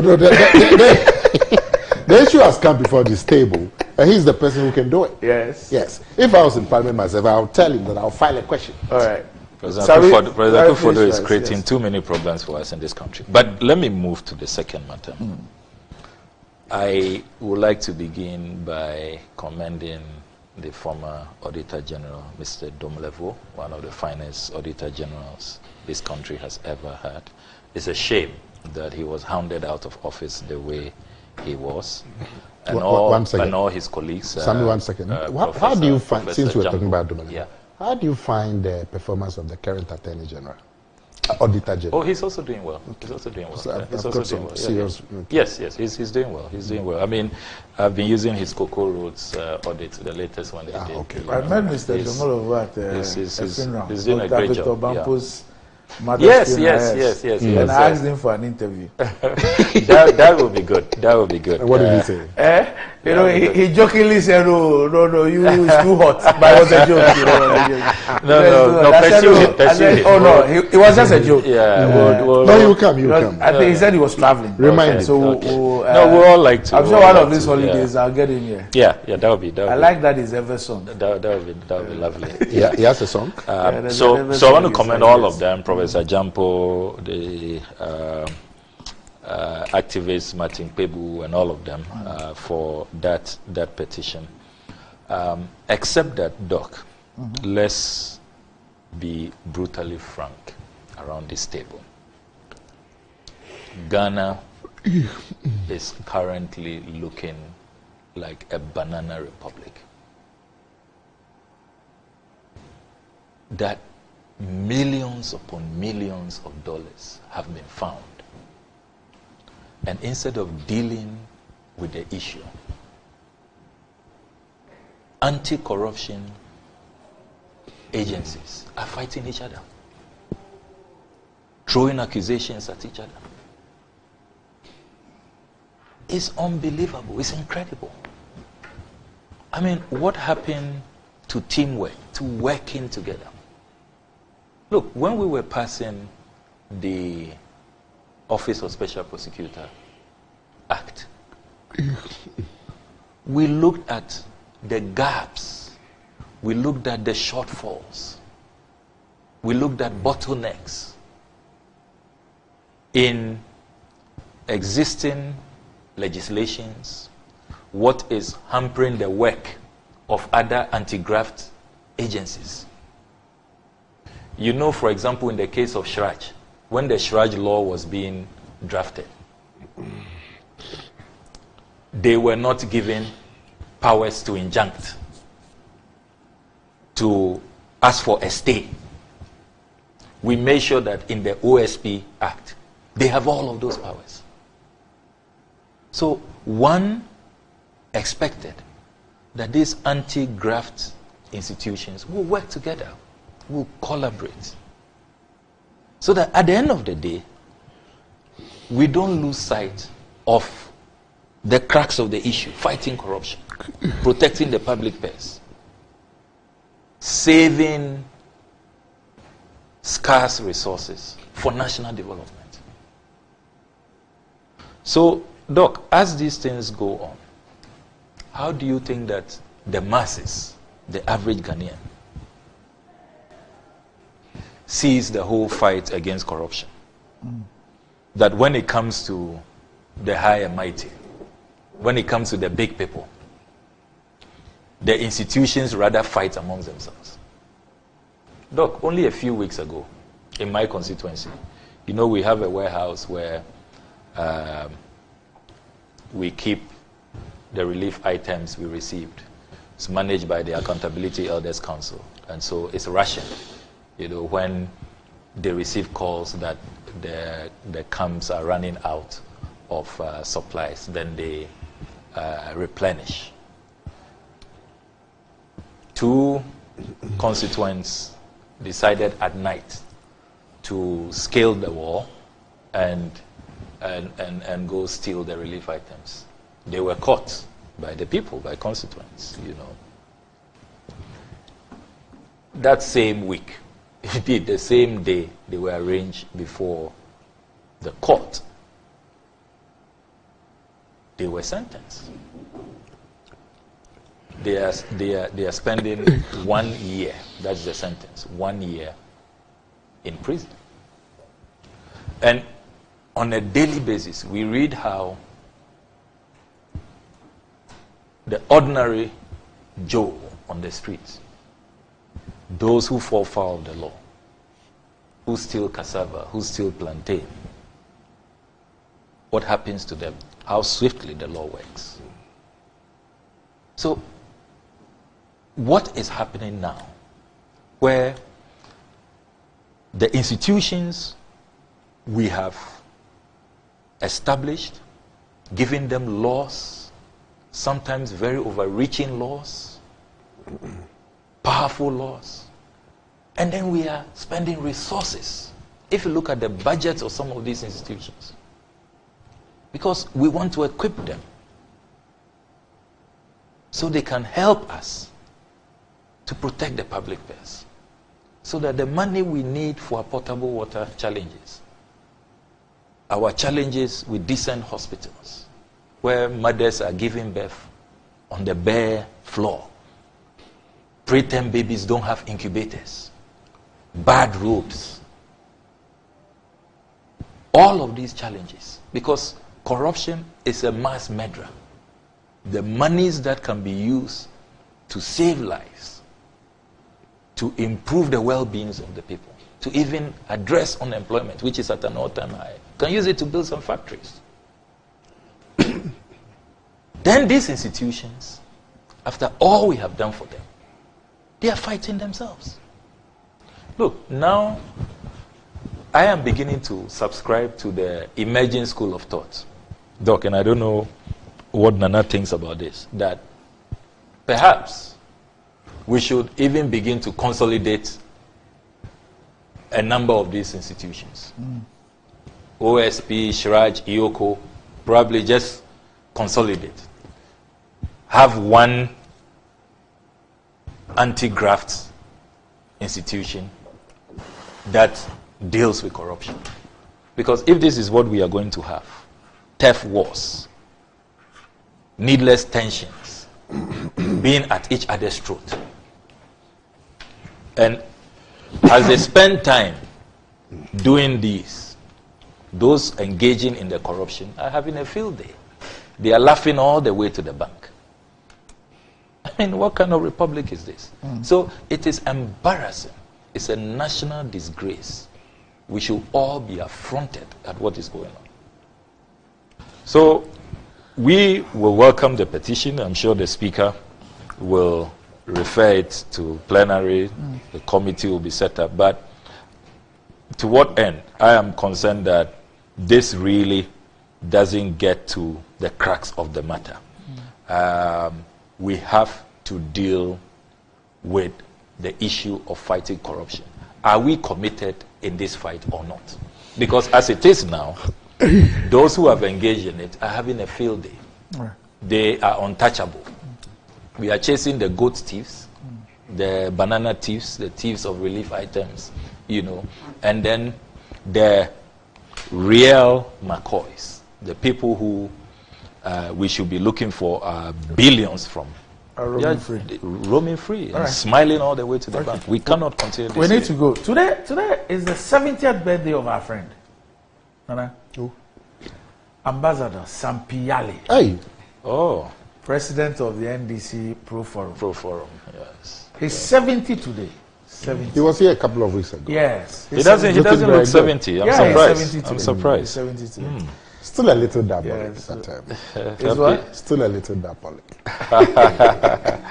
Happy birthday. Happy birthday. The lawyer Elsie Ezeklu. Oh, there he is. Okay, happy birthday. So Ambassador Sampiale. He's been with PNDC, I think. Yes. He's one of the cadres, founding fathers. The SNAT. Yeah. He was also with SNAT. He's been very consistent. For decades. Yeah. Really? Yeah, he was with my eldest brother. Yeah. And you know, his twin brother is also very active in the central region. Yeah, he even ran for central region. So it means that they're both Penny and Kakra are 70 today, actually. Yeah. Okay. So happy 70th. Kakra or Penny? He's P, so he must be Penny. Yeah, Penny. Okay. Yeah. So happy 70th birthday to you. And a couple of people also celebrating their birthdays today. So Nana Kofi Frimpong Tomorrow is your birthday. Happy birthday to you, Nana Kofi Frimpong.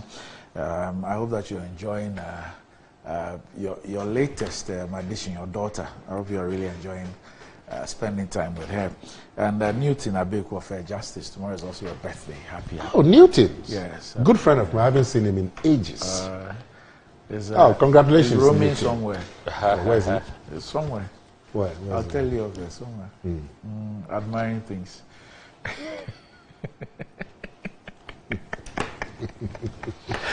Okay, so up next, GMG Trends.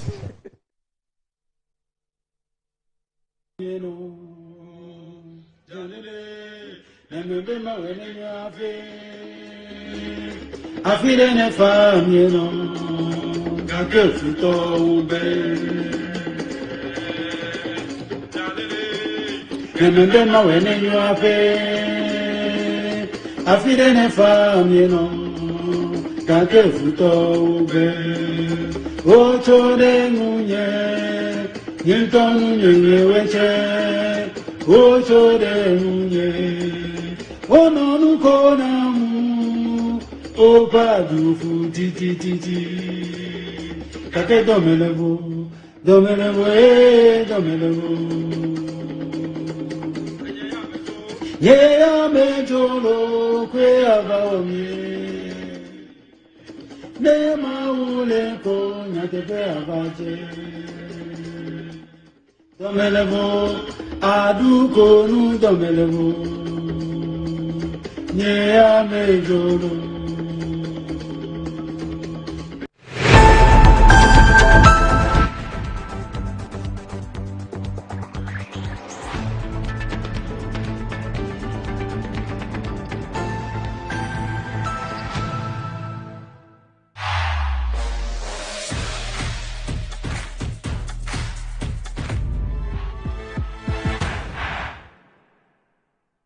Fortune Rice, it's me emu ediane biara. Ohiansio kakere bi pe, emu no nkeka mu. Na ne hwam ne ne dedie. Delicious. Said your mama tie no pepepe. Ya the Fortune emopa abedwaso. Ghana mo a ede. Ma emu eduane nyina.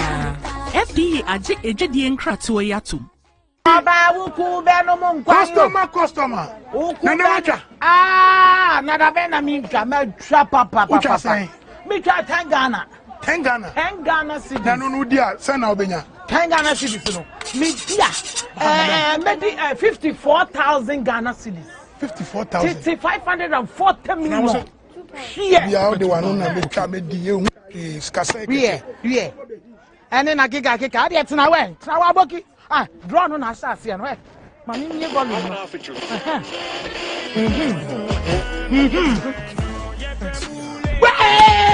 Customer. What?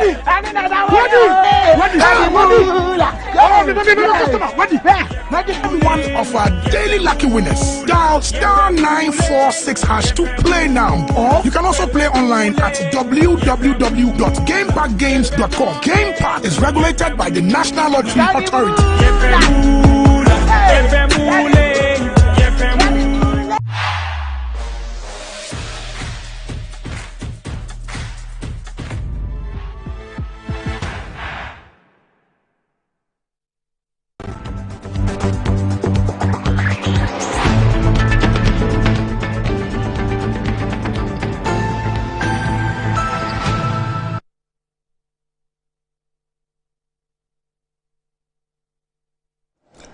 Right, welcome back to the show. If you just joined us, this is Good Morning Ghana Live on Metro TV. Time to check out what is trending on social media with Desi, the star boy. Yes, Desi. Good morning. Great. So quickly, we'll begin from the comments about Mr. Martin Amidu. A lot of people sharing their thoughts on social media. Let's get right into it, and then I'll tell you about the Vice President and a suit against him. Martin Amidu sent petition to the man he called Mother Serpent of Corruption, say make remove Kisage. I mean, Ghana with the like concept, Papa. Oh, Ghana with the like concept, Papa. Okay, so that's how I call. Eric says that is Martin Amidu serious? Oh, that's a question he's asking. This one says interesting times, and I even hear Martin Amidu is on it too. What did Kisage have been do wrong? That's a question being asked by Prince Parkway there. And moving on, this one says, better to have beef with Kendrick Lamar than Martin Amidu. I beg your pardon, Martin Amidu. The man is relentless. And Don Koselikem says, Martin Amidu, hey, what a man. So those are some of the comments coming on social media, on Twitter, especially X, about Mr. Martin Amidu. Let's move on quickly and talk about the Vice President and the flag bearer for the New Patriotic Party, because he was in Northeast and some other areas, and he's been dancing to a song that has got a little bit of trouble coming through for him. So let's watch the video. Dr. Baumia giving us some moves.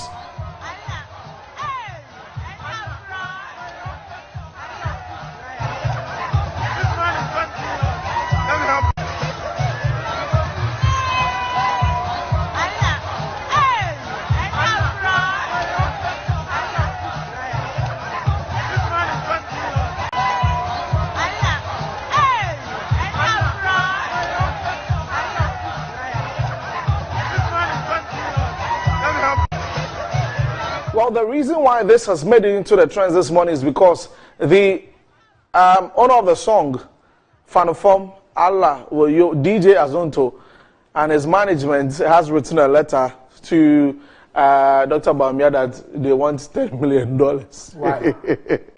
For what? That he used the song for this.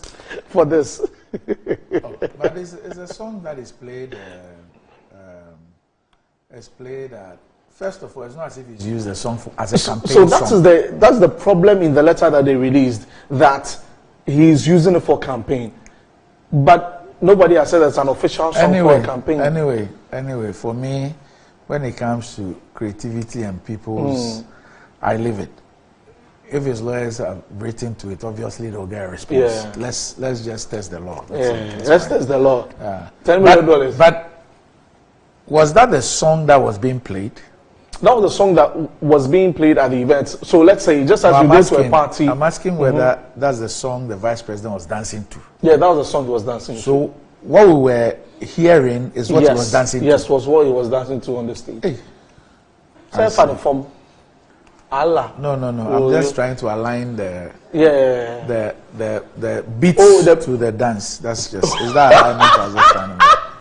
Because I thought that maybe there was a dance and somebody has done. So I just put the song over his dance. Yeah. People do that. Yeah, but why? That's not me. And they try connect. Father for Allah. So no, that's not no offense through.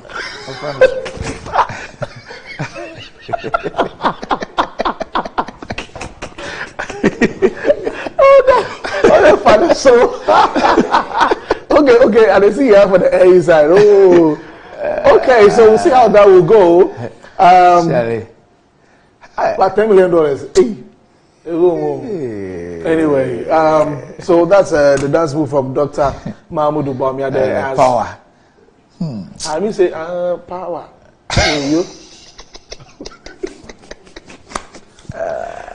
Finally, Doc, Ghana Ayeshi, and some Momo vendors are not happy that someone comes and says, I'm withdrawing 3 cedis. Adani asked him.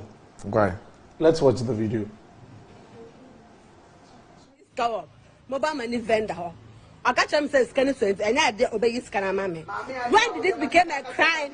When did this become a crime to withdraw 3 cedis?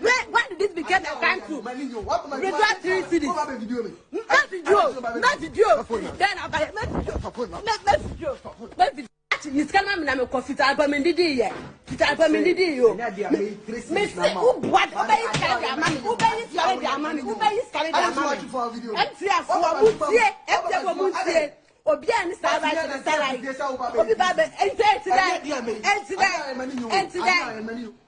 I don't know who is right or who is wrong in this one. My minister go 3 cedis. Vendor says, I won't withdraw 3 cedis. But the system auto, and the last I can, so at least if for seat or give out, why they do like that? That's all we have. And so sometimes we are shy that account 10 cedis will be able Jennifer. Oh, need that. But the country hot, so any amount you have, Go and withdraw your money. Anyway, that's it for the trends today. My name is Destiny Star, but today is the birthday of Deputy Minister for Foreign Affairs and Regional Integration. And yes, today is your birthday. Happy birthday to you, ma'am. Okay, I'm trying to get okay. So happy birthday to Honorable Mavis in Kansa Bueru. Today is your birthday. She's the MP for Ifija Secretary East and also Deputy Minister for Foreign Affairs and Regional Integration. Happy birthday to you, Doc. That's it for the show today. The weekend is here, and yeah, we'll be back. We'll be back on Monday for God and country. The week has not been good for me. So yeah, it's not been good. Yes. You know, so an auntie passed on two months ago. Okay. Yes. Sorry. I even said it on the show. Yes. Mrs. Elizabeth Aku Ama, and she's like the mother of the Methodist Church at Abeka. Okay. So, I mean, the husband, my uncle, is the one who's very well known, Mr. Esuama. Okay. So anybody who lives in Abeka or anybody who's worked with GNTC knows him, Mr. Esuama. So she passed on 2 months ago. Okay. And one of her sons, who's my cousin, Philip Ama, you know, and Philip had been in America for close to 20 years. Okay. So he only came to Ghana a year ago. Okay. After almost 20 years. 20 years. Just a year ago. So he came and the mom died 2 months ago. And we had been planning the funeral. You know. Then Tuesday morning, so in fact Friday, he had engaged me on those discussions. Tuesday I get a call from his older brother, Papani. Philip is gone. Yeah. Philip is gone at 53. So now we would have to bury him and the mother together. Yeah, we're planning everything. 7th, 8th, 9th, we're going to do the mother's funeral. And then Philip is. So his kids hadn't seen him for close to 20 years. He comes in just 1 year. 1 year. And then that's it. Wow, that's a really sad outcome. It's not even stayed in his, the house is put up for more than 6 months. And it's gone. So, my commiserations to the entire Ama family. And to you too, sir. So that's it. So that's what I mean by the week is the week has not been good. Yeah. Commiserations to you, sir, and the whole family. All right. So up next, Metro Sport.